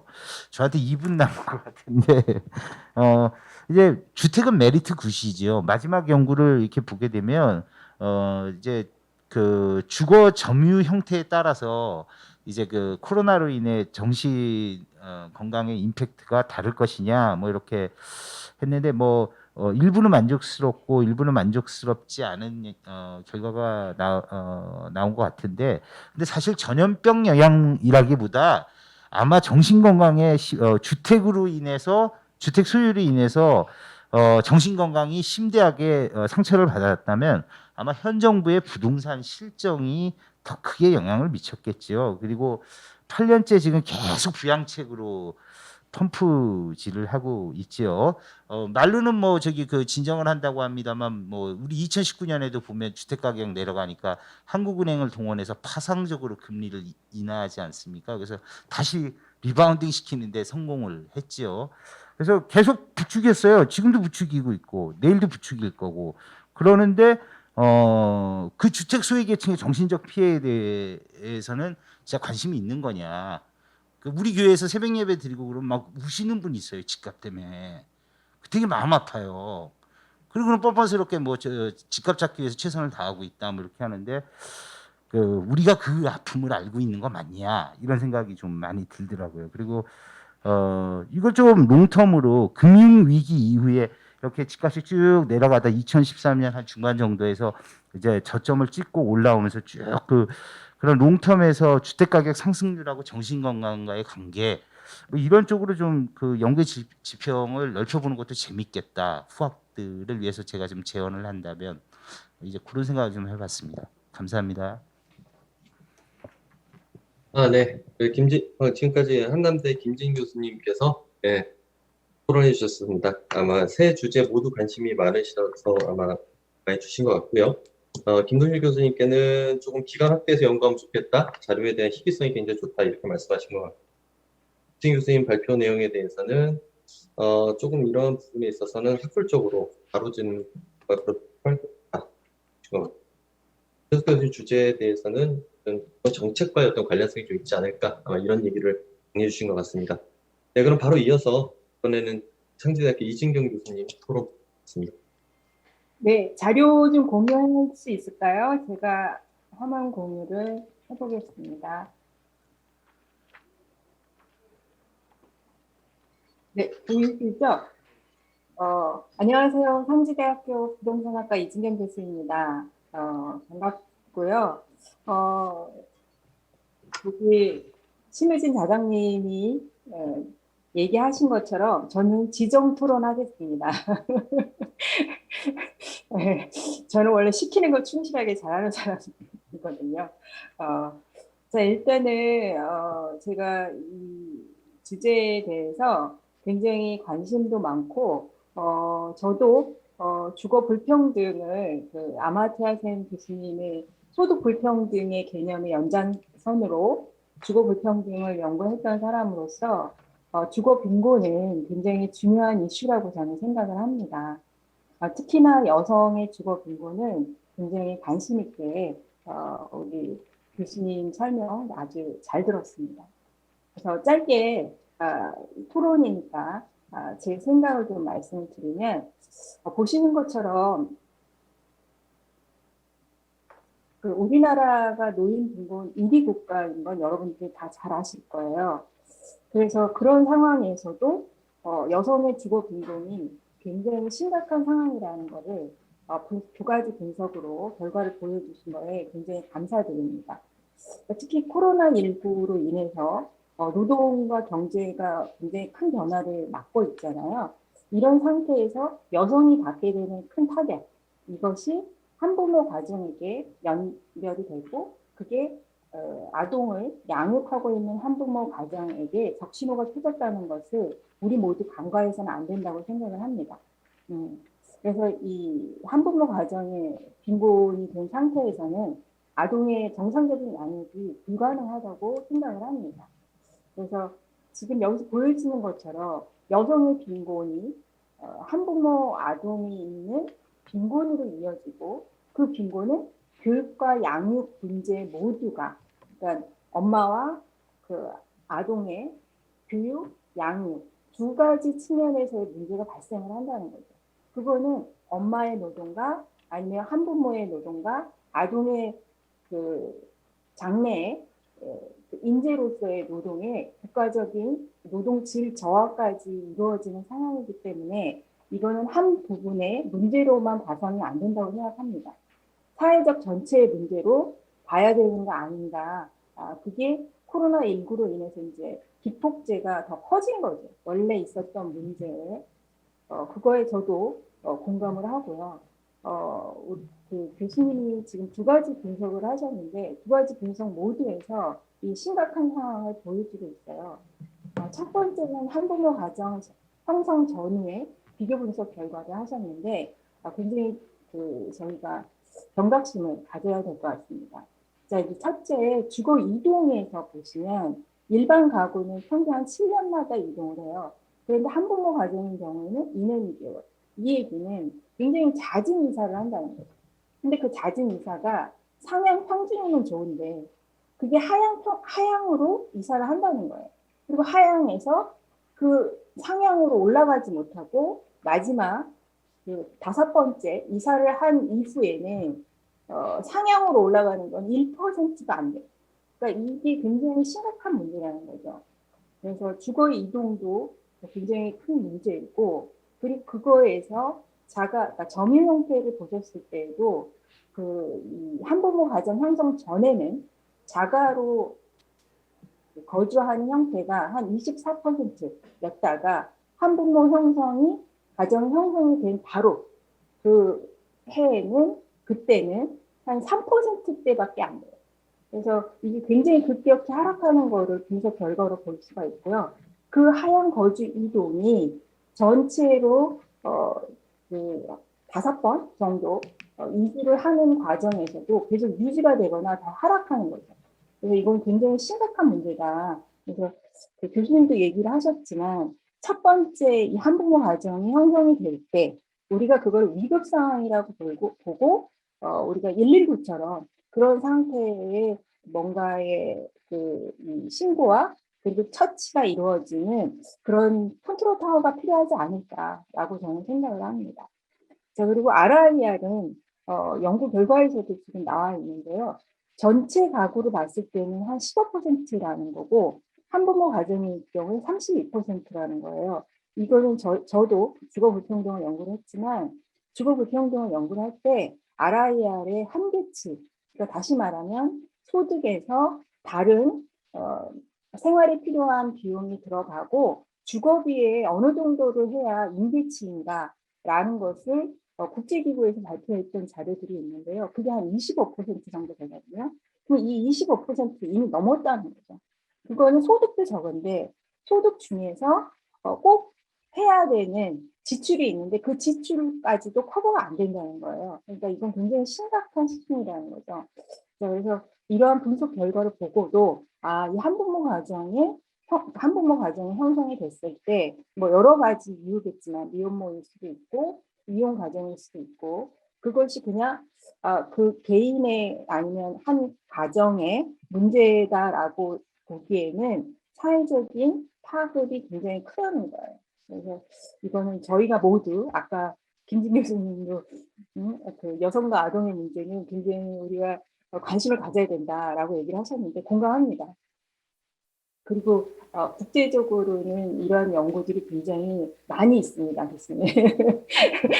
관심 갖고 봐주셨으면 좋겠습니다. 자, 두 번째 연구를 하셨는데요. 두 번째 연구에서도 코로나19 이후에 상황을 보셨어요. 이거에서 더 신경을 올리셨는데 한부모 가정의 주거 불안 분석에 대한 결과를 보셨는데 일단은 소득이 60% 이상이 감소했다고 설명하셨다는 거예요. 그래서 원래도 소득이 작았는데 코로나19 때문에 소득이 감소했다. 라고 하는 게 60% 이상 응답을 했다는 거고, 그 월평균 소득이 123만 원 정도 나오셨더라고요. 근데 이게 근로활동이 없으면 87만 원이에요. 근데 저희가 우리 이제 학생들 다들 있으니까 최저시급으로 계산을 해보면 한 140만 원 되거든요. 그 최저시급마저도 안 된다는 거예요. 그래서 뭐 근로활동이 없으면 이거는 자발적으로 없을 수도 있고, 아이의 양육이나 지금 코로나 사태로 인한 온라인 학습 이런 것 때문에 그러니까 일을 못할 수도 있거든요. 그러니까 자의적 타의적으로 근로가 없을 수가 있는데 87만 원이라는 거예요. 그래서 이거는 굉장히 심각한 수준이 아닌가라고 생각할 수 있습니다. 자, 그래서 일단은 이 코로나19 이후만이 아니고 그 전에도 주거비에 대한 부담은 앞에 첫 번째 분석에서 보여주셨고요. 또 거기에다가 플러스 코로나19로 인해서 더욱더 가중이 된 게 온라인 학습 관리를 그러니까 일반 가정에서도 굉장히 힘들다고 얘기를 하시거든요. 근데 이 한부모 가정에서는 얼마나 더 여건이 안 될까라는 생각을 저희가 고려해보면 굉장히 심각한 문제다. 그래서 그런 온라인 학습 관리뿐만 아니라 자녀 돌봄에 대한 스트레스가 높아질 수밖에 없는데 그것을 설명해 보셨는데 그 결과가 높다고 나온 거죠. 네. 그래서 한부모 가정의 구성 유형에 따라 또 스트레스가 굉장히 다를 텐데 모든 유형에서 지금 우리 교수님 보실 때 5가지 유형으로 제가 본 것 같아요. 5가지 유형에서 주거비는 가장 큰 스트레스라는 것이 딱 나와요. 근데 거기에다가 그 학령에 따라서, 그러니까 자녀의 학령 상황에 따라서 스트레스의 종류가 다른 거를 볼 수가 있습니다. 그러니까 예를 들어서 초등과 중등 같은 경우에 자녀가 있는 경우에는 양육의 스트레스가 가장 크다. 그러니까 상대적으로 높다. 다 높아요. 사실은 3점대, 4점대, 뭐 5점 그 리콜트 척도로 하셨는데 다 높은데 그 중에서도 가장 높은 게 초등 자녀와 중등 자녀가 있는 가정은 양육 스트레스가 굉장히 높고 대학생 자녀가 있는 경우에는 주거 공간 스트레스가 높은 걸로 나타났어요. 그러니까 이 얘기는 그러니까 제가 이해하기로는 이런 자녀의 학년에 따라서 뭐 주거비 서비스라든지 주거의 정책이라든지 이런 것들이 좀 달라져야 된다라는 걸 시사한다고 봐요. 그래서 우리가 그 소득을 가지고 주거복지에 대한 주거비 서비스에 대한 것들 지금 많이 하고 있는데 자녀의 학년, 그 연령 이런 여건에 따라서 그 주거의 서비스를 요구하는 것 그리고 주거의 서비스가 달라져야 된다는 것을 여실히 보여주는 연구가 아니었나라는 저는 생각을 합니다. 그래서 저도 이번에 처음 알았는데 초등학교, 중등학교, 대학생의 자녀가 1명이냐 2명이냐에 따라 굉장히 다른 형태를 보여준다. 그리고 초등과 중등과 대학생이 섞여 있을 땐 또 다를 거라고 생각을 해요. 그래서 그런 연구까지 나중에 그 후속 연구를 해주셨으면 더 좋겠다는 생각이 들고, 그래서 저의 이제 그 마지막으로 시사점에 플러스해서 말씀을 드리자면, 우리 교수님 설명에도 여성 가구자 한부모 가정의 주거 문제는 주거 빈곤 수준이고 그 주거 빈곤은 상대 빈곤과 절대 빈곤이 모두 포함된다. 저도 공감합니다. 그리고 여성이 근로할 수 있으려면 주거비 지원과 자녀 돌봄 지원이 반드시 필요한데 그것을 자녀의 학년과 관련해서 최우선적으로 지원 정책을 마련하는 그런 정책이 좀 필요하지 않을까라고 생각을 하고요. 그래서 제 아이디어로는 이런 그 119 중앙센터처럼 접수하고 처치하는 기관이 지금 있는 걸로는 뭐 주거복지센터라든지 아니면 도시재생센터라든지 이게 다 위관되어 있는 공공의 반 정도가 포함이 되어 있는 그 단체들인데 그런 단체들에서 접수를 받고 그다음에 처치를 할 수 있는 그런 시스템을 만드는 좀 어떨까 싶습니다. 자, 그리고 한 가지 더 지금 여성의 주거비 지원의 가장 중요한 거는 저는 일자리라고 생각을 해요.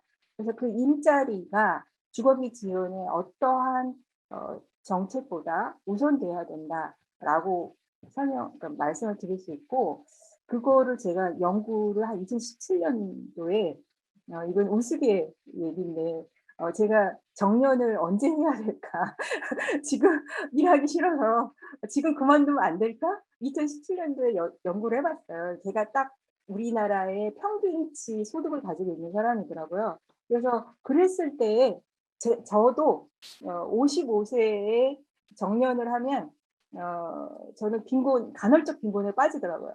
그리고 60세 하면 그러니까 50세 하면 빈곤에 빠져요. 그래서 60세까지 버텨야 됩니다. 그래서 현재 버티고 있고요. 그 연구 결과의 한 부분을 제가 발췌를 한 게 지금 보여지는 건데요. 제 연구를 해봤더니 시나리오 9개를 분석을 해봤더니 아까 가용자산의 그러니까 그 퇴직하는 시점에서 가용자산의 증가나 실제 생활비 감소나 그다음에 그 퇴직 연령의 뭐라고 해야 되는가, 퇴직 연령을 이연하는 거죠. 그러니까 다시 말하면 일자리가 유지되는 그 시나리오 3가지 측면을 해봤더니 가장 좋은 효과는 그 실질 생활비나 다른 가용자산의 증가보다 퇴직 연령을 연장하는 거예요. 그러니까 일자리를 확보하고 있거나 일자리를 계속 지속하고 있거나.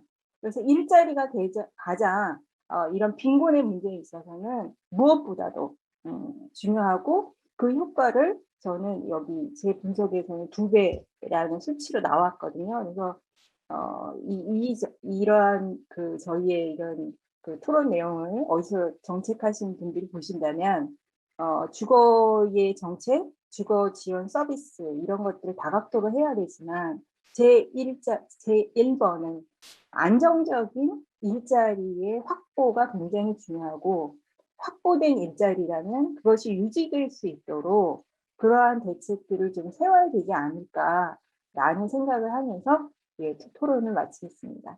감사합니다. 네, 감사합니다. 사실 시간은 많이 초과되셨는데, 하지만 직접 쓰신 논문까지 해서 굉장히 의미 있게 정리해 주셔서 감사합니다. 간단히 요약하자면 정말 좋은 연구다.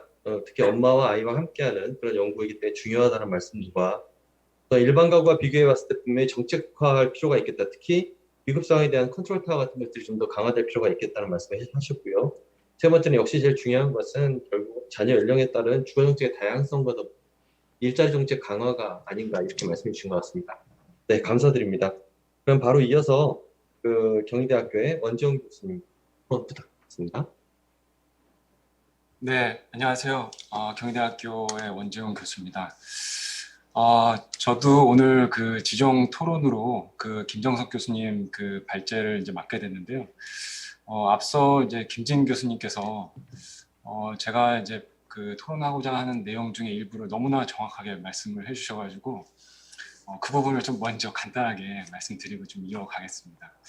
그래서 저도 연구 결과에서 이제 그 큰 궁금점이 있었던 것이, 본 연구에서 사실 주택 시장을 고려했다면 어땠을까라는 이제 생각이 드는데, 사실 지난 코로나19 기간 동안에 주택 시장에 엄청난 이제 불안정이 있었고, 그런 것이 이제 정신건강의 관계를 이제 간과할 수 없다라는 이제 부분이 좀 말씀을 드릴 수가 있을 것 같습니다. 그래서 자가와 전세, 뭐 월세라고 한다면 주택 점유 어떤 형태에 따른 정신건강의 관계는 상당한 효과가 있을 것이다라는 이제 생각이 들고요. 그래서 보면 이제 주택 가격 가파른 상승으로 인한 이제 자가로 이제 상승하려는, 그러니까 주거 사다리로 가려는 전세 거주자의 정신적 스트레스가 있을 거고, 또 아까 임대차 보호법 말씀하셨는데 저는 오히려 반대로 임대차 보호법 이후에 전세 가격의 상승이 되기도 하고, 또 실제 임대 거주자가 임대를 이제 찾지 못하는 그런 이제 스트레스를 발생하기 때문에 정신건강에 어떤 그 주요한 역할을 하지 않았을까라는 생각이 들고, 또 그렇다고 해서 자가는 정신건강에 좋았느냐라고 보면 또 그렇지 않았을 거라는 좀 생각이 들거든요. 그래서 자가 혹은 전세, 뭐 임대 뭐 모두 다 정신건강에 어떤 상당한 영향을 받지 않았을까, 이 코로나 시기에 특히 이제 주택 시장의 불안정과 관련해서 다 같이 좀 힘들지 않았을까라는 생각이 들고, 오히려 이제 지금 아마 샘플의 문제로 아마 리포트를 안 하셨을 거라고 저는 생각이 드는데 서울과 수도권 그다음에 뭐 다른 지역별로 이렇게 좀 비교를 해보면 어떤 결과가 나왔을까 하는 그런 궁금점이 좀 있었어요. 그래서 이런 주택 시장을 고려해서 일종의 어떤 프락시로 이제 활용할 수 있을지 모르겠지만 그런 부분을 좀 봐서 지역별로 좀 이렇게 다른 결과가 나올 수 있지 않을까라는 이제 생각을 좀 해봤고 또 앞서 이제 말씀드렸듯이 뭐 모기지 상환에 대한 어떤 그런 부담 그래서 김정숙 교수님 뭐 연구도 많이 하신 걸로 제가 알고 있지만 모기지 상환에 대한 채무 불이행의 이유 중에 하나가 지불 능력에 관한 그런 부분이 있는데 코로나19 기간 동안에 지불 능력이 현저히 떨어진 경우에 모기지 상환에 대한 어떤 부담이 가중될 수 있을 것 같고 그래서 자가에 계신 분들도 실질적으로 이런 모기지가 같이 있다라고 한다면 굉장한 정신 건강에 어떤 그런 스트레스가 있을 거라고 생각이 듭니다. 그리고 사실 이제 김승희 교수님 제가 발표를 들으면서 너무나 제가 공감을 했었는데요.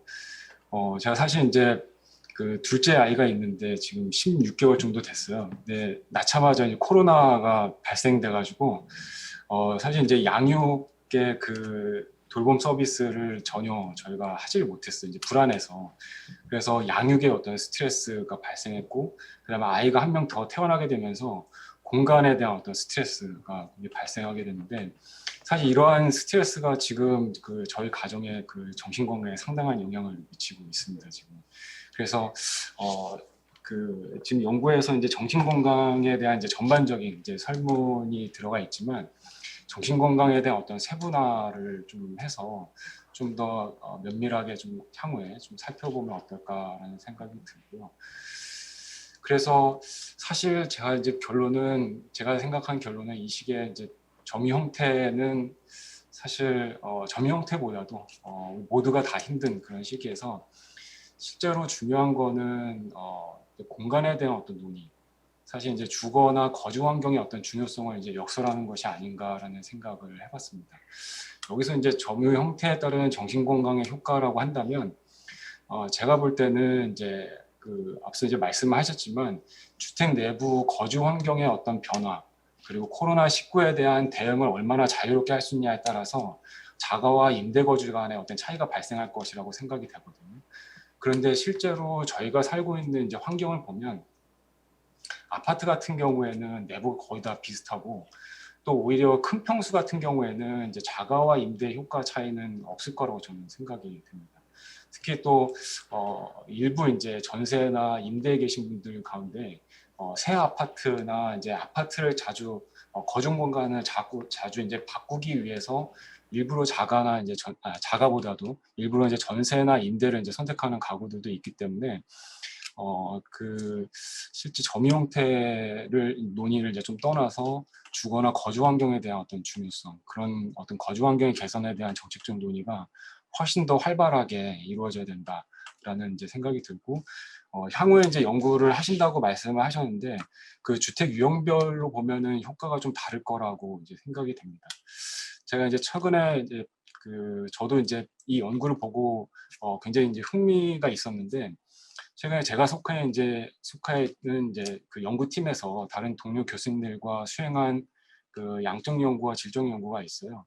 거기서 이제 코로나19 기간 동안 정신 건강에 대한 이제 연구였는데 저희는 이제 점유 어떤 형태를 포커스를 보지 않고 다른 이제 뭐 외부 어떤 공간이라든가 거주 환경이라든가 그런 이제 부분에 대해서 초점을 맞췄었는데 저희는 이제 점유 형태에 대한 이제 질문을 하지 않았습니다. 대신에 저희가 질문했던 내용은 유형에 대한 질문을 했었거든요. 그래서 양적 연구를 했을 때 서울 시민을 대상으로 한 1,500명 정도 샘플을 모았었고 거기서 이제 주거 유형 구분별로 이제 살펴본 결과 아파트와 다세대 다가구 간의 차이는 사실은 없었습니다. 그러나 이제 최저 주거 기준에 거의 근접하거나 뭐 미달한 그런 뭐 고시촌이라든가 쪽방 이런 거주 공간에 거주하고 있는 사람들의 그런 정신 건강의 피해는 상당히 유의한 차이가 있었거든요.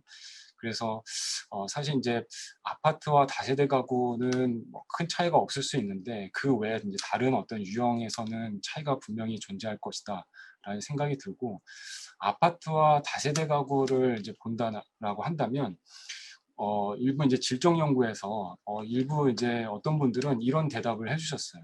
그러니까 자기가 이제 다세대에 살고 있는데 아파트로 이사 갈 생각을 했다가 코로나가 이제 발생되면서 여러 가지 이제 좀 불안과 위협 때문에 이제 아파트로 이사를 못 가고 있었는데 그때 마침 이제 다세대, 자기가 살고 있는 다세대 옥상에 옥상 텃밭이 있었다라는 거예요.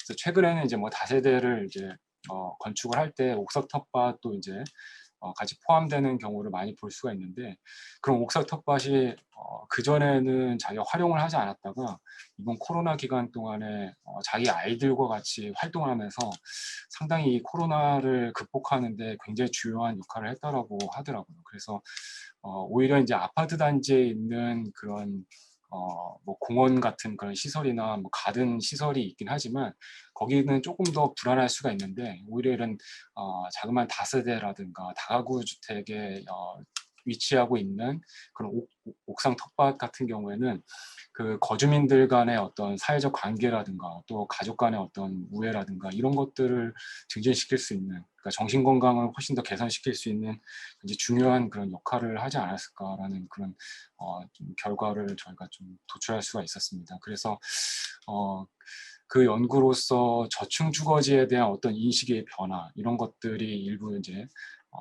그 확인을 할 수가 있었고요. 그 외에 뭐 큰 평수, 뭐 발코니, 뭐 현관 2개, 뭐 다른 동선이 뭐 필요한 그런 부분들도 이제 말씀해 주셨는데, 그러니까 거주 환경에 대한, 우리가 살고 있는 거주 환경에 대한 그런 논의에 대한 그 초점을 좀 더 해야 된다라는 생각을 해봤습니다.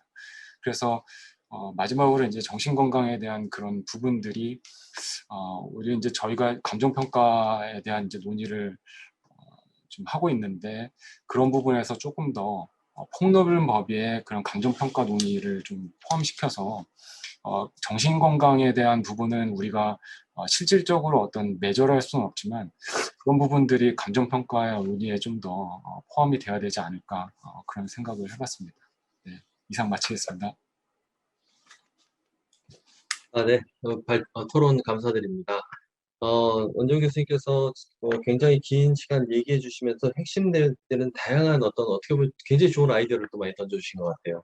그래서 그런 연구들이 아마 지금 여기 계신 많은 분들이 우리 포함해서 좋은 연구 주제가 되고 발전이 되면 좋겠다 생각이 들고, 그래서 주로 말씀해 주신 내용은 좀 세분화가 필요할 것 같다. 그래서 주택 점유라고 하는 특정 형태보다는 주거라든가 또는 거주 환경이라고 하는 다양하게 먹다라고 말씀해 주신 것 같아서 그런 부분 좀 추가적인 이후에도 좋은 기대되지 않을까 싶습니다. 네, 감사합니다. 그러면 마지막으로 중산 제주대학교 대학부터 해주시겠습니다.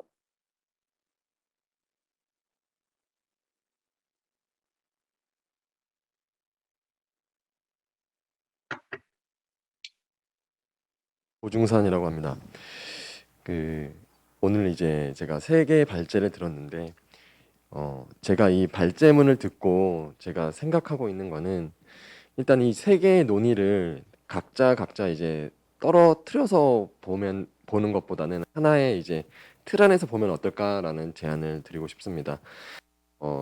집이라는 것, 그리고 주거라는 거는 우리가 하나의 상품으로 본다면은 그거를 팔고 있는 시장이 존재합니다. 그러면은 일단 첫 번째 발제, 이게 주거 선호의 지역 변화라는 거는 결국에 우리가 소비를 하는 이 집이 속성이 어떻게 변해가고 있느냐, 그리고 지금 코로나로 인해서 이 속성이 어떻게 보면 과민한 지역보다는 이제 좀 밀도가 낮은 곳, 그리고 교회, 공원이 선호되는 방향으로 바뀌고 있고, 이게 장기적으로 이제 어떻게 될 수 있는가에 대한 문제는 이제 더 이제 연구를 하신다 하셨었고요.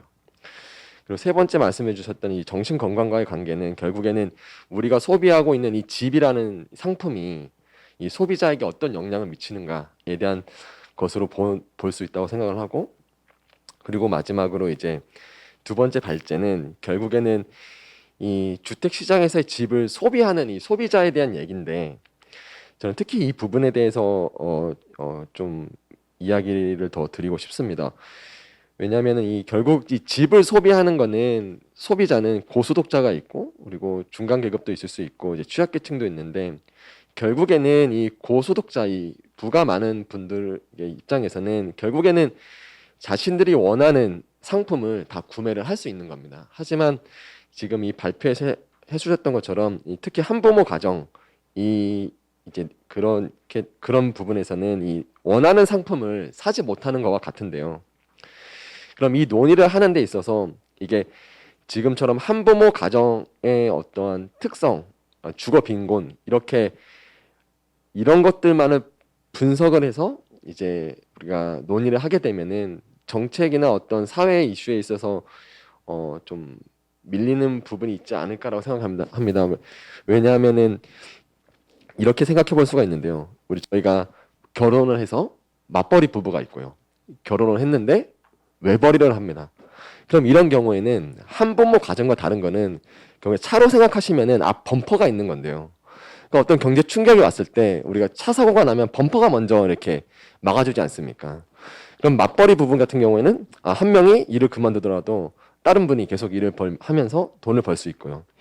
그리고 만약에 외벌이 일지언정 다른 분이 이제 만약 애를 육아를 해준다면은 분명히 그것도 범퍼가 됩니다. 그런데 한부모 가정 같은 경우는 이 범퍼가 아예 없기 때문에 논의를 하는 데 있어서 한부모 가정뿐만 아니라 만약에 맞벌이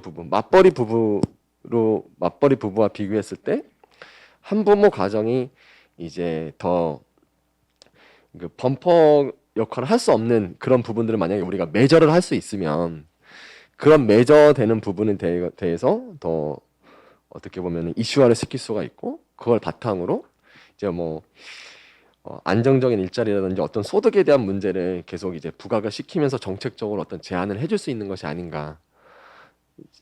일단 그렇게까지 제가 생각을 하고 있습니다. 이상 제가 말씀드리고 싶은 건 다 말씀드렸습니다. 네. 교수님, 교수님 감사합니다. 역시 언한 주제에 제가 좀 틀을 갖추지 않았던 게 더 좋았던 것 같습니다. 아마 이 세 가지 주제를 정말 하나로 묶어서 좀 연구가 되면 좋겠다. 사실은 저희가 이제 연구를 하다 보면은 틀을 가둬버리는 게 더 사실 잘못된 거죠. 그런데 이제 좀 깊이 있게 가다 보니까 사실 가는데 어떻게 보면 지금 이제 토론하고 또 지금 연구 주제 발표하신 분은 지금 또 저널로도 준비하면서 하시는 부분이다 보니까 아마 향후에 계속 발전되어야 될 필요성이 있는데 그런 부분에서 굉장히 큰 틀에서의 어떤 변화들 그 안에서 어떤 소비자 중심에서 바라보는 관점, 상품 중심에서 바라보는 관점, 그다음에 전체적인 어떤 건강이라든가 이런 부분 다루는 부분까지 종합적으로 연구가 되면 좋겠다라는 말씀해 주신 것 같습니다. 지금까지 네 분의 좀 훌륭한 기자분들 잘 말씀해 주셔서 감사드리고요. 그러다 보니까 또 시간도 잘 정리가 된 것 같습니다. 그래서 지금 제가 볼 때는 발표에서 제일 중요한 거는 토론자 분들께서 주신 의견들을 사실 발제자분들께서 사실은 어떤 부분은 미리 알고 계신 분도 있고 새로운 내용도 있어서 좀 하실 말씀이 있으실 것 같아요. 그래서 한 3분 정도에 걸쳐서 혹시 이야기해 주실 부분이라든가 또는 어떤 특정 토론 내용에 대해서 가진 생각들이 있으시면 간략하게 얘기해 주시면 아마 플로어에 계신 분들도 이해하거나 또 그 토론에 대해서 좀 받아들이는 데 좀 더 도움이 되지 않을까 싶습니다. 먼저 김동진 교수님께서 한번 말씀해 주시겠습니까?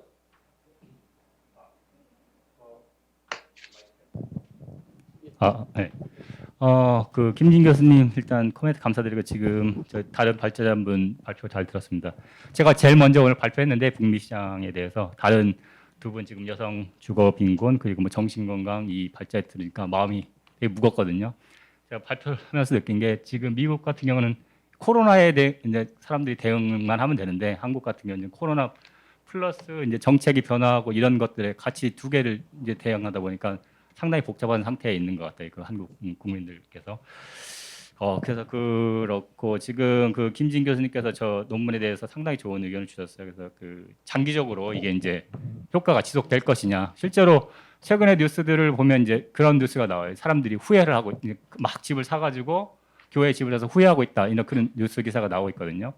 근데 그것도 마찬가지로 이게 실제로 그런지 이게 일부만 그런지는 알 수가 없어요. 왜냐하면 지금 그러니까 LA에서 한 40분 정도 거리 떨어진 데 교회에 살고 있는데 집이 무서운 속도로 빨리 팔려나가고 있고 가격도 엄청나게 높은 가격을 내겠는데 저기 팔려나 했는데 한 2, 3일 있으면 팔려나가고 있고 교회 지역에서 여전히 집들이 잘 팔려나가 있고 동시에 지금 공저자 두 분이 캐나다 토론토에 살고 계신데 그 다운타운에 살고 계신데 말씀이 거기 다운타운 집값이 떨어졌다가 다시 또 상승세가 나타나고 있다고 하는 거예요. 그래서 그게 이제 장기적으로 봐야 되는 게 당연히 맞고 그래서 지금 그 작년 7월부터 현재까지 저희가 그 장기 데이터를 계속 모아서 보려고 하고 있고 이게 단순히 그 주택 시장 문제뿐만 아니라 이게 재택근무가 이제 어느 정도가 만약에 고착이 되면 이게 체인 리액션이 발생해서 이 지금 오피스 수요가 어떻게 보면 재택근무에서 집으로 이렇게 옮겨가는 그 오피스 수요 공간 자체가 그 자기 집으로 옮겨가는 거거든요. 그렇게 되면 이제 리테일 수요도 마치 따라가는 거예요. 그러니까 옛날 같은 오피스에 있는 스타벅스에 갔을 건데 지금은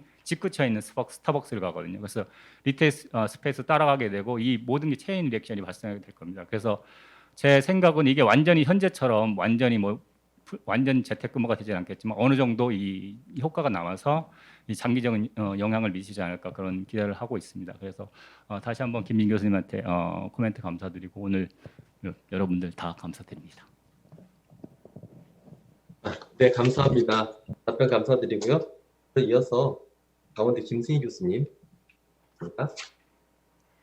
네, 오늘 주신 말씀 굉장히 감사드리고요. 특히 이진경 교수님께서 이제 연구 결과에 대한 합의에 대해서 굉장히 동감을 많이 해주시고 좋은 말씀 많이 해주셔서 굉장히 감사드립니다. 그래서 그 실질적으로 이제 이런 이제 한부모 가족이나 이제 미혼모나 이런 부분에 있어서 주거 문제를 얘기를 하다 보면은 한계에 부딪히는 경우가 굉장히 많이 있습니다. 근데 일단은 이제 이런 연구를 지속적으로 발산을 하고 이제 이런 거를 좀 해야지 이제 정책도 좀 바뀌는 부분이 있는데 아까 이제 고중상 교수님도 이제 여러 말씀을 해주셨는데요. 이제 가장 큰 게 뭐냐면 이제 공공임대주택에 들어가려고 해도 이제 가장 중요한 게 가족 숫자잖아요. 그러다 보니 이제 한부모 가족은 이제 N-1이 되어 있는 상태인데 이제 일단은 후순위가 되는 거예요. 물론 한부모 가족이나 특별공급 부분에 조금 있기는 하지만 이제 그런 것부터 바꿔 나가야 되는 이런 부분도 있고 이제 여러 가지 계속적으로 이제 주거 서비스와 연계해서 이제 연구를 진행을 하려고 하고 있고요. 아까 특히 이제 김진 교수님께서 말씀해 주셨던 이 감정평가 쪽과 연계되는 부분, 이 부분은 좀 굉장히 함의가 있었던 부분이고요. 이 부분은 이제 학회를 중심으로 해서 이제 다양화할 필요성이 있다고 생각이 들고, 제가 이제 코로나19 관련돼서 연구를 하다 보니까 이제 그런 생각이 들더라고요. 이제 직업의 지리학에서 이런 책에서도 얘기를 하듯이 이제 코로나19가 벌어졌는데도 불구하고 실질적으로 이제 코로나에 영향을 받지 않는 IT라든지 정말 좀 금융이라든지 이런 쪽에 있는 그런 지역에서는 소득이 줄지 않기 때문에 주변 상가들의 수입이 감소를 하지 않는 것 같아요. 그러다 보니까 임대료에서도 전혀 영향을 받지 않고 그렇지만 이제 상대적으로 소득이 좀 낮거나 이제 이런 경기 변동에 굉장히 영향을 많이 받는 그런 자영업을 하는 그런 동네에서는 그런 지역에서는 소득이 감소를 하다 보니까 임대료를 내지 못해서 임대료가 반영되는 이런 지역적인 차이가 굉장히 많이 나타나는 것 같아요. 그래서 이런 직업과 연계, 특히 아까 이제 그 이진경 교수님께 소득에 대한 말씀을 좀 해주셨는데요. 이런 소득과 연계해서 이런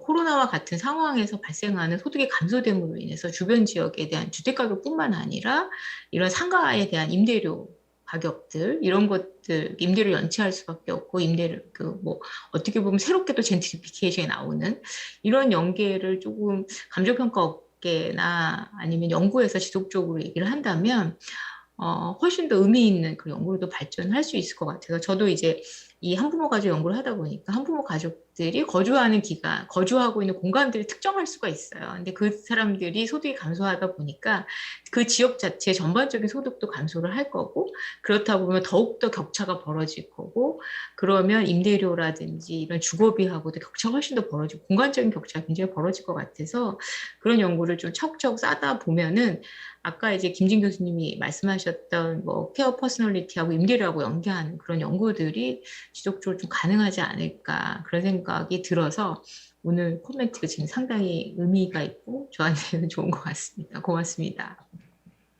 네, 감사합니다. 그럼 마지막으로 김정석 교수님. 네, 저도 오늘 김진 교수님, 원재훈 교수님, 그리고 여러 교수님들 좋은 의견 너무 감사드리고요. 그 말씀해 주신 것처럼 실제로 이제 분석 결과 자체가 뭐 코로나19와 직접 관계된 거는 코로나19 때문에 뭐 정신 건강이 악화되었다. 그 질문에 대한 내용이고 나머지 불안, 위험, 사회적 역기능은 사실 일반 그 조사 시점의 어떤 내용이죠. 그러다 보니까 그 코로나 시기이긴 하지만 말씀하신 것처럼 주택 정책에 아니면 어떤 부동산 급등의 영향에 대한 고려들을 좀 더 많이 할 필요가 있었던 것 같습니다. 그래서 그 좀 장기적으로 보면 좋겠다고 하신 부분들은 아마 이 설문 제가 사용했던 그 정신건강 설문지가 사실 일반 우리가 건강 검진할 때 많이 쓰는 거거든요. 그래서 그 부분들이 많이 공유가 되는 조사다 보니까 과거 데이터를 아마 또 찾아볼 수가 있을 것 같습니다. 그래서 그 시점별로 좀 비교해보는 연구로 좀 해볼 수 있을 것 같다는 생각이 들고 그 경우에 코로나에 대한 부분 그리고 그 주택시장 변동에 대한 부분과 좀 연결을 또 해볼 수 있지 않을까 하는 생각이 들었고 또 그 원재훈 교수님 현재 진행 중인 연구까지 또 잘 소개해 주셔서 되게 좋은 또 아이디어도 많이 얻고 또 많은 도움이 된 것 같습니다. 그래서 제가 처음 설문조사 자체가 사실 주택에 초점을 맞추고 했던 건 아니라서 주택에 관련 내용들이 별로 없었는데 제가 이 분석을 좀